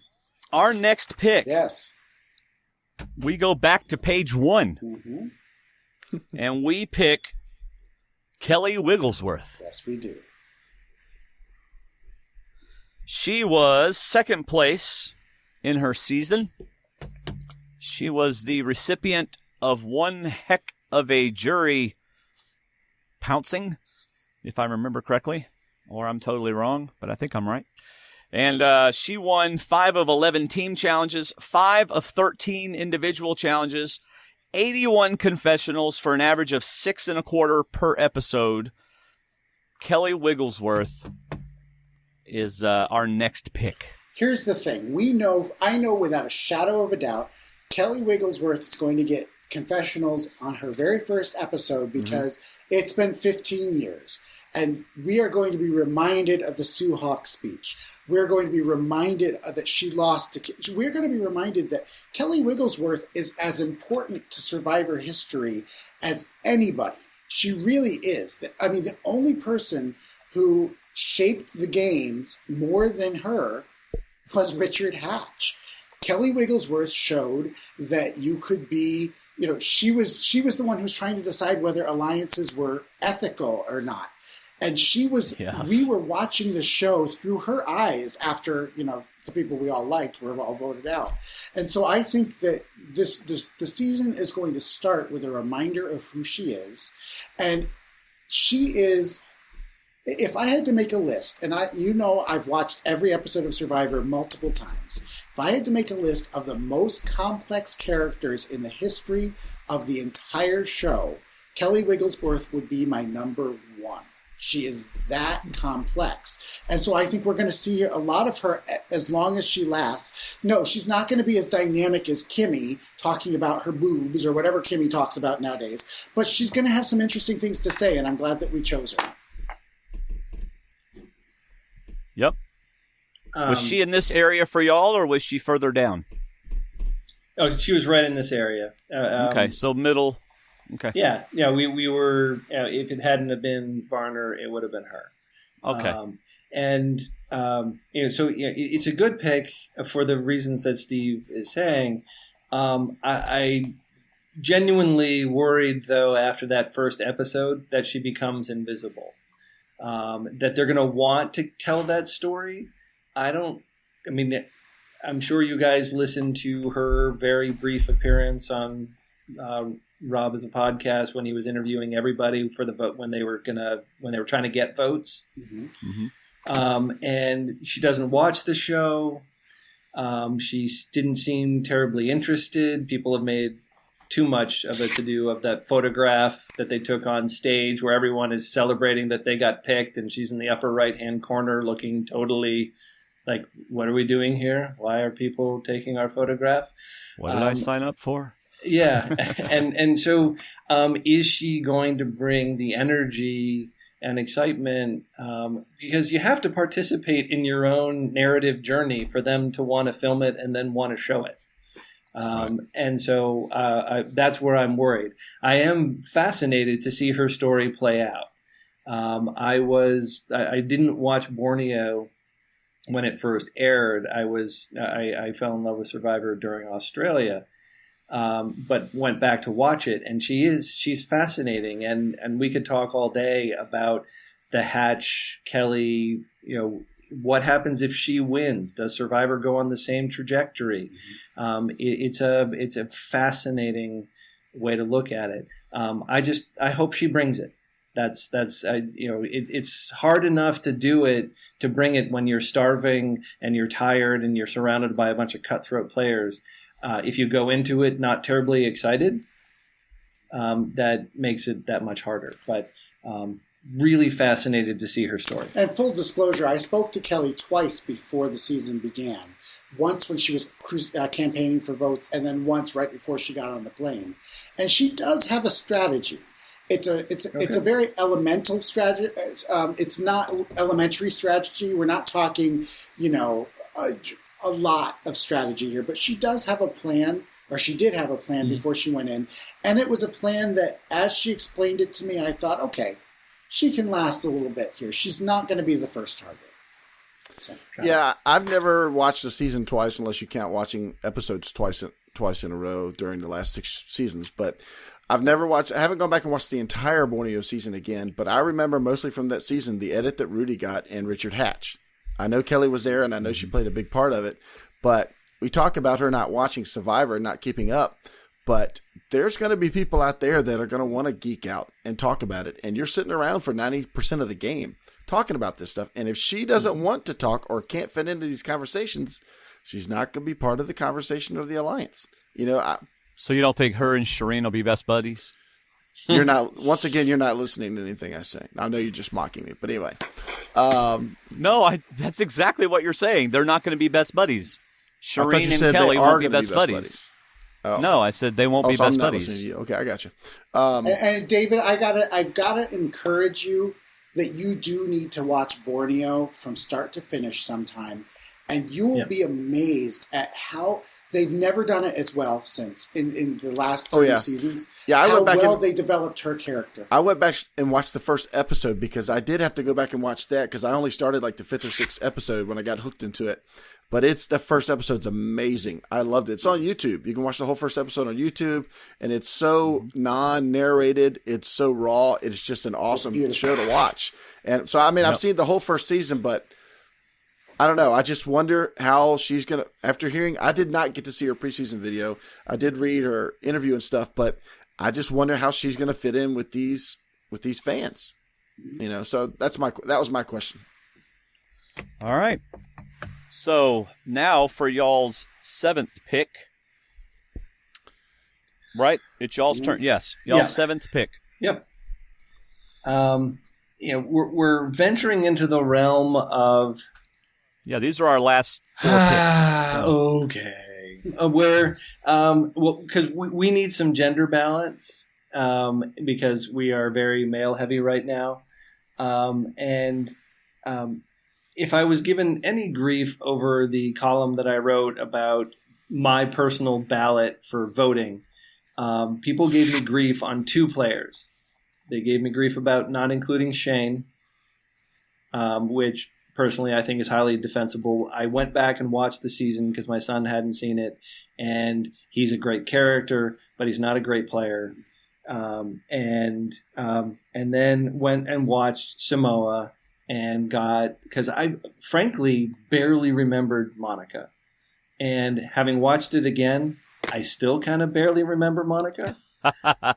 But she was, and that's partly, maybe exclusively the edit. Because Russell's all over the place. And the only time you really saw her was A, when he approached her, do you want to work with me? And B, when it was her boot episode and she started mixing it up a little bit. And that's what we're going on here, is that she was willing to mix it up a little bit.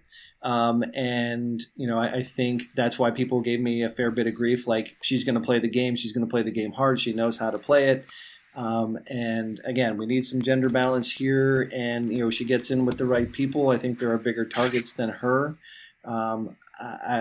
She's one of the players, when I look at it, the highest possible variance. People talked about her as a winner candidate. People talk about her as being an early boot.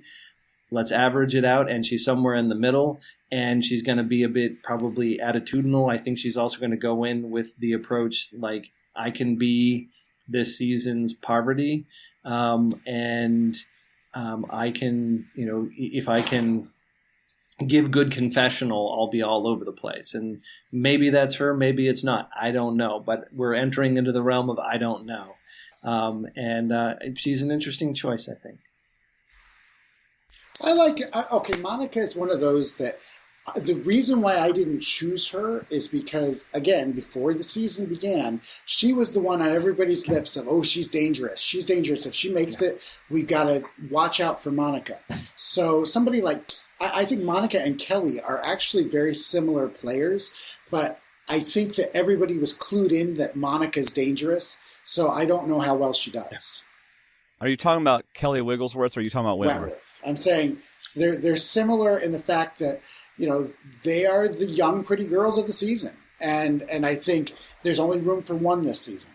So. But I think at this point, her resume is not as dangerous as some of the ones that are left. And that's why it was the better pick for us at this point. Mm-hmm. Yeah. All right. We're into we each have 3 more picks. Mm-hmm. It's killing me not to pick somebody, but I'll explain why we have not picked this person yet whenever we get to this person. By the way, every time Steve and I say I picked this or whatever, we do mean us. I didn't just sit back and let Steve do all the work. Nor did he sit back and let me do all the work. Okay, Dwayne. Obviously. Sure. No, obviously he didn't sit back and let me do all the work. He's seen the past 3 seasons. Yeah, he was watching. But anyway, I said that because I just now said I have somebody, and I didn't want y'all to. Our next pick, our 8th pick, is Terry Deitz. And we will tell you a little bit about Terry Deitz. He is from Panama Exile Island, 3rd place. He's 55 years old. He won 8 of 12 individual challenges, which I'll talk about that in a second. 7.5 of 14 team challenges. I'm not sure what the half is for. You'll have to ask Jeff Pittman about that. And 56 confessionals, average 4 per episode. All right, so he has 4 records here. His 5 consecutive individual immunity challenge win streak is the longest of all time. His 3 individual reward challenge wins, 4 counting the episode 1 reward challenge, are the most of all time.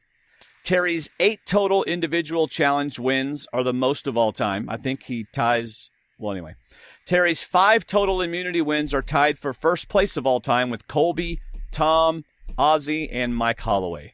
This guy was a challenge beast back in the day. Will he bring it? We'll see. So we picked Terry Deitz. He's our 8th player on Team Foxy Nails. I will say this. Terry, over the last couple of years, has been involved with the Durham Warriors Survival Challenge. And, the temptation is to say that, okay, the game has passed him by. He was a beast back in the day, but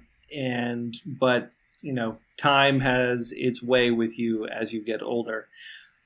The guy is still jacked and ripped and just an endless endless energy. Like, he bounds everywhere. The guy does not walk. Hey, remember anywhere. Robert Conrad and the battery on his shoulder?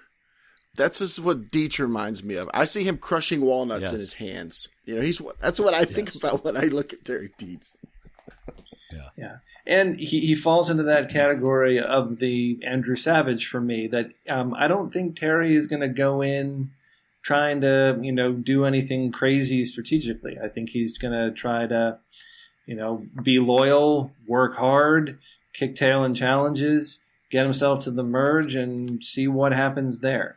Hope that there are bigger threats around that he can point to. And so it's not a bad pick. I always worry about anyone who is depending on physicality when they're one of the oldest players out there. Part of why we needed Terry also is just for the gender balance. You were heavily male in what you've chosen. We were heavily female. So, I think that we'll see how well he does. We'll see if this is a good season for him or not. I don't know. Right. But I would say that he'll give some good confessionals for as long as he's there. And I think that he'll be prominent while he's there. Yeah, if anything, I think he's the one whose resume hurts him the most. Because when he gets that far, it's one of those where I'm penalized for not watching the season twice. But if I remember, he didn't seem like the social person, or it was all about the challenges. He's not a strategist. No. Right, that's what he's known for, is just bullying through on on challenges.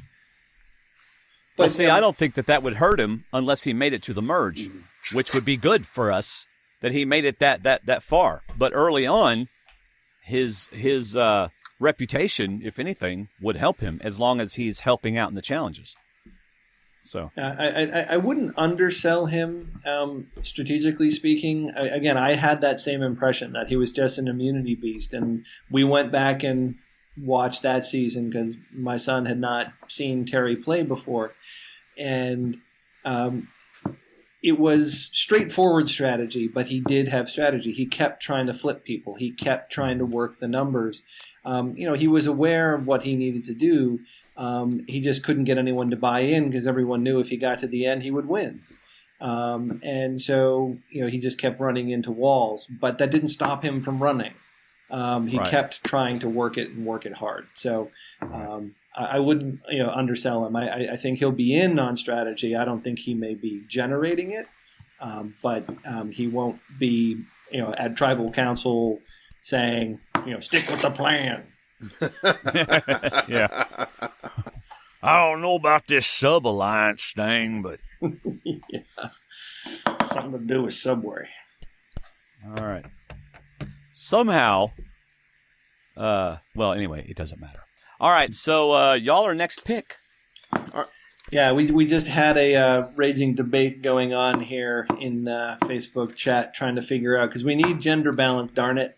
But there's a player out there that I think we have to take. No, you don't. You do not have to take Well, this we didn't know who to take, so we had to flip a coin, and I don't have a coin, so I had to flip my Tar Heel coaster. I just flipped it. Yeah, I told him to flip it because it was one or the other. It was either gender or it was going to be someone loyal that was going to sell themselves as a pawn, be a willing pawn. We know who that is. Yeah, and we're going. Woo! Good. Enjoy him. Y'all are going for Woo? Yes. Mm-hmm. Yes. Turn to page 4. Is that what you got him on?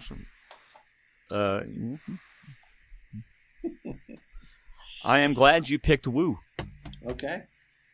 I'm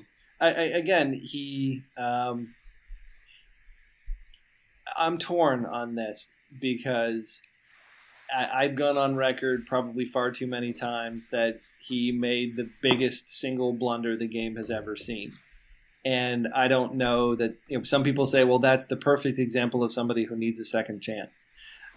I think it's so bad that it kind of invalidates. Like, if you can't figure that one out, then I don't know that you deserve another shot.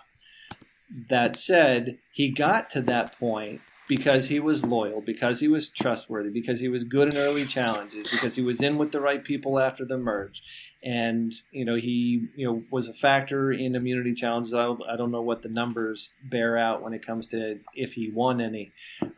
But he got to the end. Right. Second place. Yeah, and so there's something to be said for that, and that could very well be the same trajectory he goes on here, that his early tribes don't think about taking him out because he's not an unpredictable piece, and if he's in with the right people, he gets to the merge, and he'll become a target then. The one downside here, how many confessionals will Wu give? I mean, even if he's there the whole season, he may have 4. Yeah. That was the reason. Well, Go ahead. He got 34 in his last season. Really? But that's only 2 per episode, and he was there the whole time. Yeah. So that's not see, a this very is what good scares me to average. death about even picking a boot or a final group, because he could have the same arc and get to the end the same way and lose. Yeah.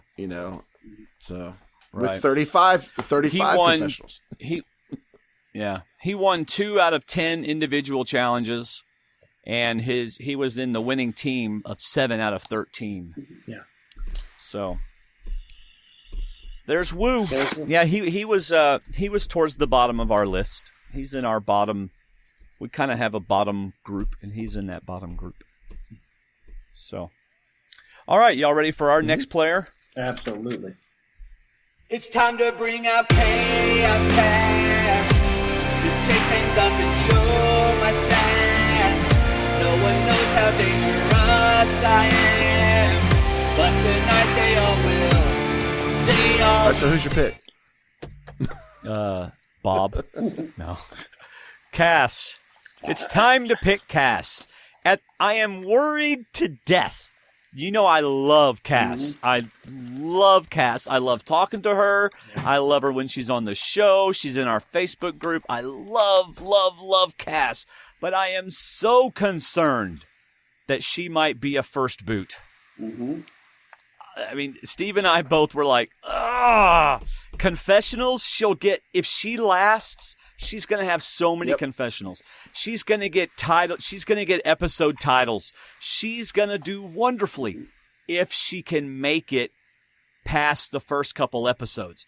So I'm hoping she's on a winning team, on a winning tribe, and that she's not pointed out right at the beginning, because, I mean, she's already starting off reading her book, How to Get Along with People. So she's already doing all that stuff.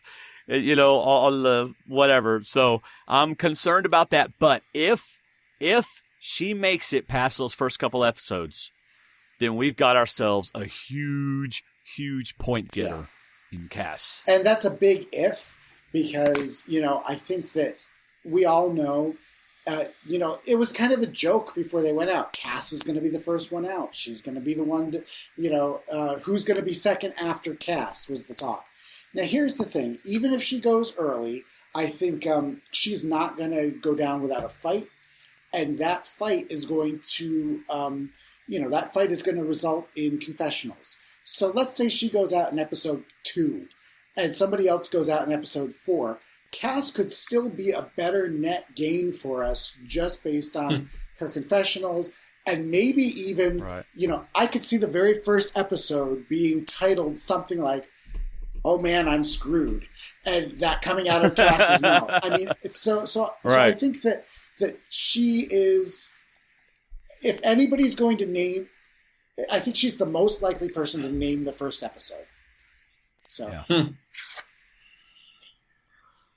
yeah, so there you go. Kass is one, just like you, where it's such a major variance when it comes to her. If she can escape the early target, being, these players are going to be looking for, strategists that they can trust.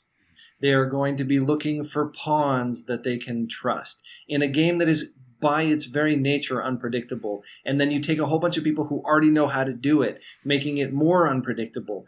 And it's an all-returnee season, so you know that production is going to make it unpredictable. Someone who has the nickname Chaos, why have her around, who showed multiple times on her season that she puts herself first. She made great moves to get herself to the end of the game, very self-interested ones.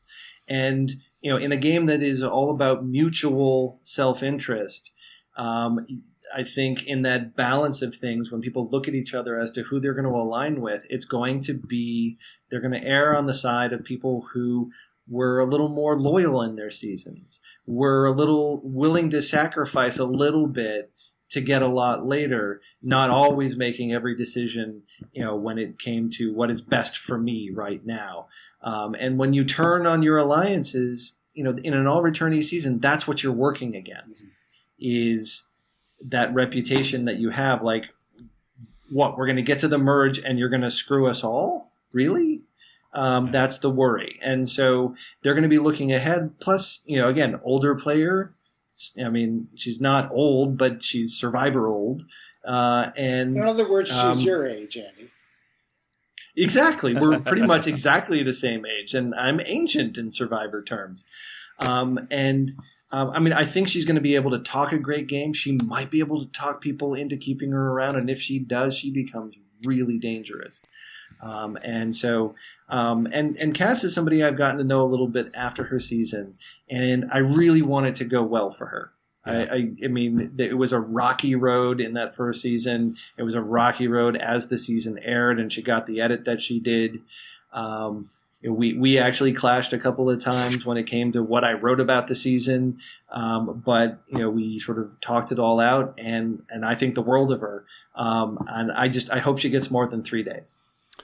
Yeah, she's another one that's going to run the risk of her resume, but she's also one of those that could have gone every episode for Kageon. She was always a candidate to be voted out, and somehow she never was. But once she got further in the game is when she became dangerous, and like you said, everybody knows that now. So it's going to be a matter of who can trust her and what she says to each person. I don't know. That's a tricky pick, but I wish I would like to have picked her too for the same reason Dwayne said. Yeah. And to be honest with you, it was scary waiting this long to pick her, because I wanted her on my team. Yeah. But the scary part was, what if she goes first? But at this point in the picks, definitely glad that you said Wu and not Kass. Yes. Was Kass the other person? Was it, guys? She was in the mix. She was in the mix. It was between Kass and Wu. and the flipping of the coin fell in our favor. Yep. Go ahead. Nope, that's all. No, sorry. Y'all have got next pick, by the way. Yes, we do. So we have to get back to the gender balance thing here. And flip a coin because I think it's two players who are going to work together. We'll go with the female player here. And I was actually talking about this player with Steve just a little bit earlier today, just about the nature of her game and why she is showing up here so late. We're going with Ciera. Okay. And she, on the one hand, I think, her move against her mom is incredibly overrated. It was too late. And over edited. Actually, I take that back. She made many moves too late. That one, she needed to not make that move because they could have taken over the game at Final 7, and she didn't do it. She realized it won tribal too late. But on the flip side, she is savvy enough to make that move because that's the move that gets you on a returnee season. Because it's a hypeable move. She is, she's savvy enough and she is aware enough. She's going to try to play the game hard. She is high on that list of players for me who are playing to be able to play a third time. Like, she is going to come in guns blazing. She is going to come in playing big, trying to do memorable things. With this group of players, I see that backfiring hard. That said, she's on our team, and I'm hoping that, in the early going when, again, this is my fan fiction that helped shape some of the picks here. Right. When we have the nerd herd, those people coming together, on the flip side, on the other side of that, you're going to have an opposing alliance, and I see Vytas and Ciera, pulling together their own alliance, and it's whoever wins that battle. And, when it comes to Vytas and Ciera, I think when I was talking before about mutual self-interest, I think tonally, the Vytas, Ciera, they're going to have a harder time selling themselves to the old schoolers, to the more loyal players, that they won't believe that they, she's the person who voted out her mom. Yeah. Right. And, and Vytas, and I say this really liking the guy, and he's a great yoga teacher. I took a class with him when I was out in LA for his finale. He's a great guy. I think he's going to come out and people just aren't going to trust him because they're going to worry about him. What else has he got going on? And Ciera's going to be in on that. So she won 1 of 8 individual challenges. Her 2 of 7 team challenges. She had 45 confessionals, an average of just over 3 per episode. And she was 5th place in Blood versus Water. Go ahead, Steve. My problem with Ciera, and the reason why I didn't choose her is, and again, this has nothing to do with her as a person. She's lovely and all that crap.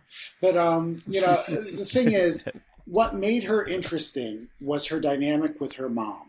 What made her good on the show was because of that, and her mom's not here this time. So I don't know what type of storyline she's going to end up having. And because of that, I don't see her titling episodes with the things that she says. I don't see that happening. And the other thing, one of the other, or somebody who's played with her in the past, told me she's very, very crafty, but that craftiness could really end up, coming to bite her very soon because she's going to play right out of the gate. And she is my pick for if Kass doesn't end up going first, it could be Ciera. And so that's why I just couldn't put her we weren't really looking to have her on the tribe, on our team. I mean, I hope she does well. I hope I'm wrong, but that's just what I think is going to happen. Right. All right, are y'all ready for our final pick? Absolutely. The final member of the Foxy Nale, the most entertaining tribe of the two. Talk about polar opposites. The Foxy Nale versus the Nerd Herd. Exactly. Yes. Abi-Maria. Yes, we've chosen Abi over Vytas. So you guys get me. Absolutely. So Abi-Maria was 5th place. Crafty little young lady. Mm-hmm. She did get a bench named after her. Every time she sat out of a challenge, she got to sit on the Abby bench. But she was crafty with the whole, I'm going to act like I have a clue to an idol and stuff like that. So good for her. 5th place. She won 1 out of 9 individual challenges, 34 confessionals, an average of about 2.5 per episode. When did she win a challenge? What did she win? It was the one she got the advantage for. I don't know. It was on... When she got the advantage and knots, she started at the finish Oh. line and just had to step over. I'm sorry. Yeah, that's right. She was given 1 out of 9 individual Well, no, I mean, challenges. it's still a win. I mean, I always, and this is much love to everybody, but when a challenge is like, you know, all those little balls on a disc, or I'm going to untie knots, I'm like, yeah, that doesn't even count. That's like doing a crossword puzzle. So, you know, I don't see her winning a lot of challenges, but I'll say this. Well, no. She will, if she gets into a fight with anybody, and if anybody in this season is going to get into a fight, it's going to be Abby with someone. And then we'll get a couple confessionals of her talking about what an idiot that other person is. And that's what we want. Mm-hmm. That's exactly what we want. So there you go. Yeah. No, I think, you know, if we were to be at all scientific about all of this and try to figure out where all the points are going to come from and, you know, try to gauge like the players who are going to, you know, give me some points early versus points late. Abby is the perfect example of somebody who I don't think any of us would wager any large sum of money is going to make it to the merge and be an endgame factor. But while she is around, she is just going to be a confessional supernova. They're just going to put her on camera and let her rant. Mm-hmm. And she's going to have opinions about everybody. She is going to, you know, form relationships and then tear them apart. I mean, at least if Philippines is any precedent, you know, the whole RC thing. And it'll be, you know, she'll get her screen time. Other people may have to fight for it. It's just going to come to her. So it's a good pick for that. But yeah, she's not going to win anything, and I don't know that she's long for the game. But while she's around, you know, taking some points. That's right. All right, y'all have one more pick. Who would you like to pick? Let me flip the coaster again. we'll go with Vytas for all the reasons Andy said. Yeah, well, and I'm more than happy to have him on the team. Again, I like the guy. He's a thinking player. The reason why we had him ranked low was I basically see him losing the battle of wills and the battle of two major alliances, whether they form out there or they have their origins pregame. That someone's got to lose, and we set up our picks based on who we thought would emerge and then push everyone else down the list. It could very well be that the bottom of our list end up being our biggest point getters because they take control of the game. And because if Vytas is at the heart of an alliance, obviously he's going to have to talk about it. And if they end up seizing control of one of the tribes and getting deep, great. But I think he, like Aris before him in Blood vs. Water, I think they're just seen as dangerous. They're labeled as dangerous, as triple threats. And he's gonna be in trouble from the get-go. Although again, physically he's very capable, so he's going to be around for a few episodes, certainly. I mean, I don't see him being targeted very early, but I take that back. I mean, if they end up identifying that he's the head of an alliance, then these guys are sharp enough to take him out when they have a chance. So, yeah. But happy to have him. He's a good guy. He knows what he's doing. I'm sure, planned as hard as anybody, before going out there. Yeah. Well, you guys all know that I'm a big fan of the Baskauskas family. Personally, yes. I know these people. And again, it's always hard not to choose somebody who you personally like. but Yeah. Right. I don't get the vibe that this is Vytas' season. So that's all. He won one of 2 individual challenges, only one of 7 team challenges. He had 35 confessionals, a little over 3 per episode, and he was 10th place in Blood versus Water. So that's not too bad on confessionals. Yeah, no, he's articulate and he's got a different kind of viewpoint. Right. He's, I don't want to use a cliched term like yogic, but he's got a different perspective on things. Right. And so, he'll get confessional time simply for that. Yep. All right. So we have our 2 teams, David and Andy. Why don't y'all recap what your team name is and your players for your team. All right. We've got the Nerd Herd, and it starts with Lady Wentworth, followed by Spencer, Stephen, Shirin, Savage, as well as Varner, Monica, Wu, Ciera, and Vytas. Abi-Maria just posted on Twitter, "At least I got a bench named Abby. Enjoyed listening to you guys." Hey, Abby, I love you. You're great. We said nice things about you. I think you're going to be a little firecracker out there. I'm excited. All right, our team is called the Foxy Nale, and it consists of Tasha Fox, Keith Nale, Kimmi Kappenberg, Jeremy Collins, Kelley Wiglesworth, Joe Anglim, Kass McQuillen, and Terry Deitz, and last but not least, the infamous Abi-Maria. I always feel bad when I choose somebody last and then they're watching. So I know. Well, we had 20 great players to choose from. I mean, it's hard to, you just got to go. It's not like we think Abby's going out first or Terry's going out first. It's who's going to give us all the points, and it's really based on the point system. With the returnee season, like you said, this whole list could flip. One bad shuffle, one bad new tribe, and it could flip on somebody. Right. So, personally, I think the Foxy Nale team is going to kick the Nerd Herd into the pasture where they belong. I'm looking at our tribe, our team, our picks, whatever you want to call it. It's good. I'm happy with it. I'm really happy. I am too. So you can check out our website, stwdd.com, and this particular podcast episode will always be a featured post. All right, so just look for the Challenge Draft podcast, and in that, every single week, we will update everyone's points, and as they get voted off, their pictures go from color to black and white, and so I'll try to get all that updated tonight, so it should be all up there. And if you're playing at home, find a friend, do your own draft, and you can even podcast about it if you want. And play the game with us. Join the Facebook group, stwdd.com/Facebook.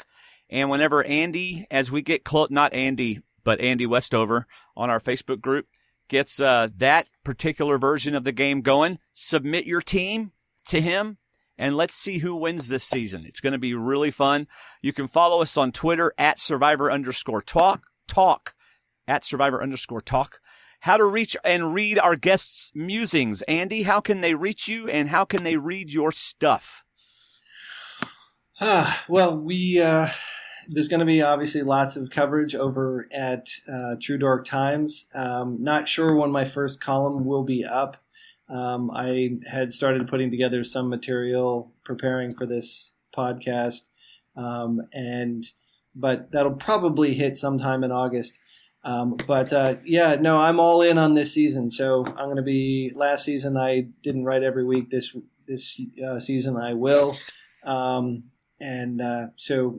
be every week over at True Dork Times, where Jeff Pittman runs a heck of a website and is very kind as to provide me the freedom to say whatever the heck I want. So yeah, I got to tell y'all, Jeff Pittman's website is amazing.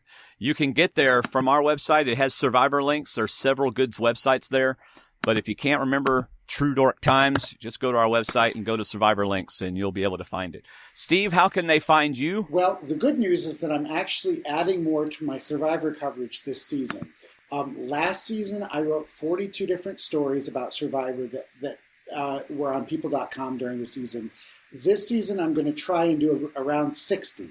So, obviously, the best way is to follow me on Twitter because I'm a big self-promoter, Steve Helling. You can, of course, just, you'll see him on people.com. I have to say that the articles that I write about Survivor end up being read by more than reads that Dalton Ross character at EW or anybody else. I have the widest Survivor readership of anybody other than people who are official on the show, like Jeff Probst.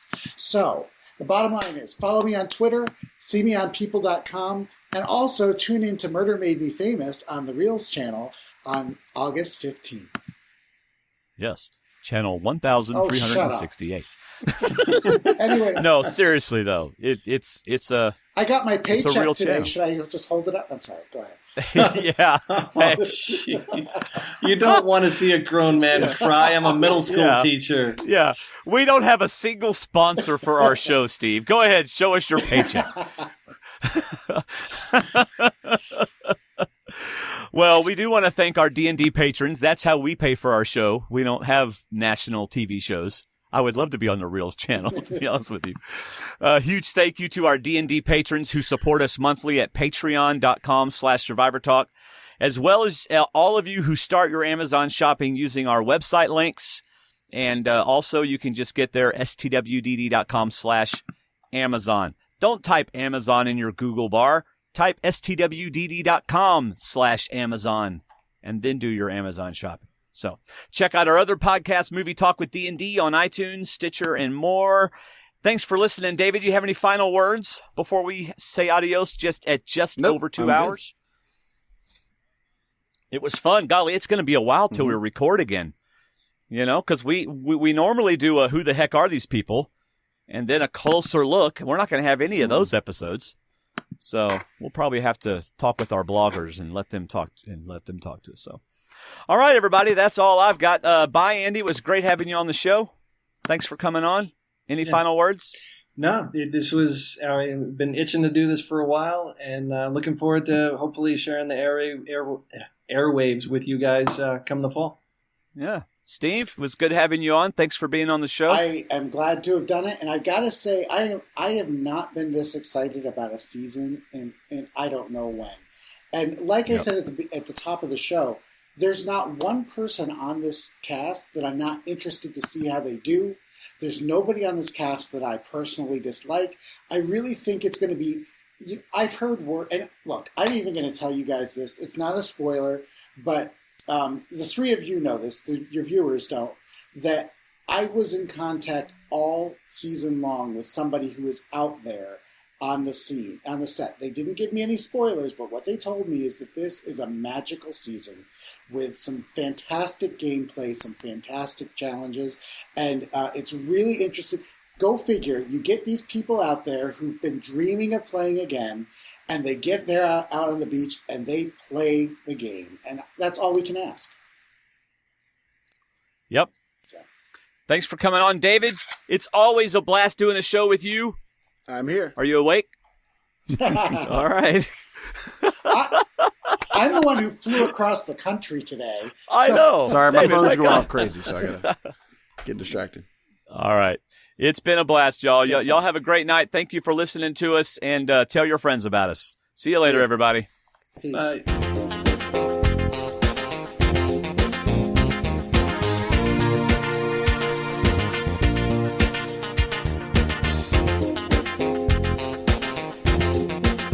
Well, you can tell by the way I play this game, I am really smart, I put you to shame. Tony's loud, who's out to lunch? I've been on the outs, but I played a hunch. You know it's alright, it's okay, I'll let you see another day. They can try to get me out, but they don't know what I'm about. Whether Tony's talking or whether we was falling, I'm staying alive, staying alive. I know he has an idol cause he brought it out of tribal, but I'm staying alive, staying alive. Staying alive, staying alive. Staying alive.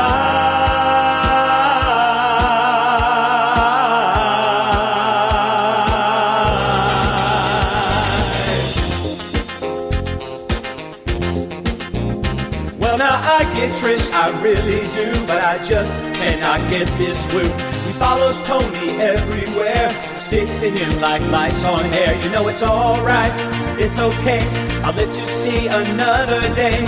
They can try to get me out, but they don't know what I'm about. Whether Tony's talking or whether we was falling, I'm staying alive, staying alive. I know he has an idol cause he brought it out of tribal, but I'm staying alive, staying alive.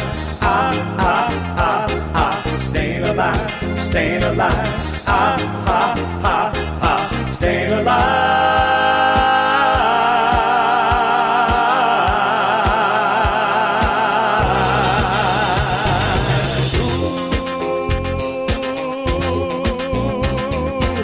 I ain't going nowhere. Survivor's my game. Spencer is my name. I ain't going nowhere. Spencer is my name. Staying alive. Well, you can tell by the way that I'm still here. I ain't going home, no need to fear. Trish is next, and then it's Rue. Then Kass, I'm coming after you. And then the next day, it's okay. Tony will be on his way. He won't try to understand his paranoid effect on man. Whether Tony's talking or whether we was falling, I'm staying alive, staying alive. I know he has an idol cause he brought it out of tribal, but I'm staying alive, staying alive. Staying alive, staying alive. Staying alive.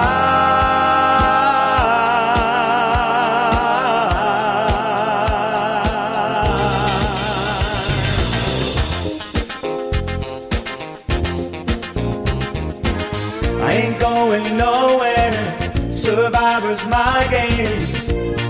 Spencer is my name. I ain't going nowhere. Spencer is my name. Stay alive.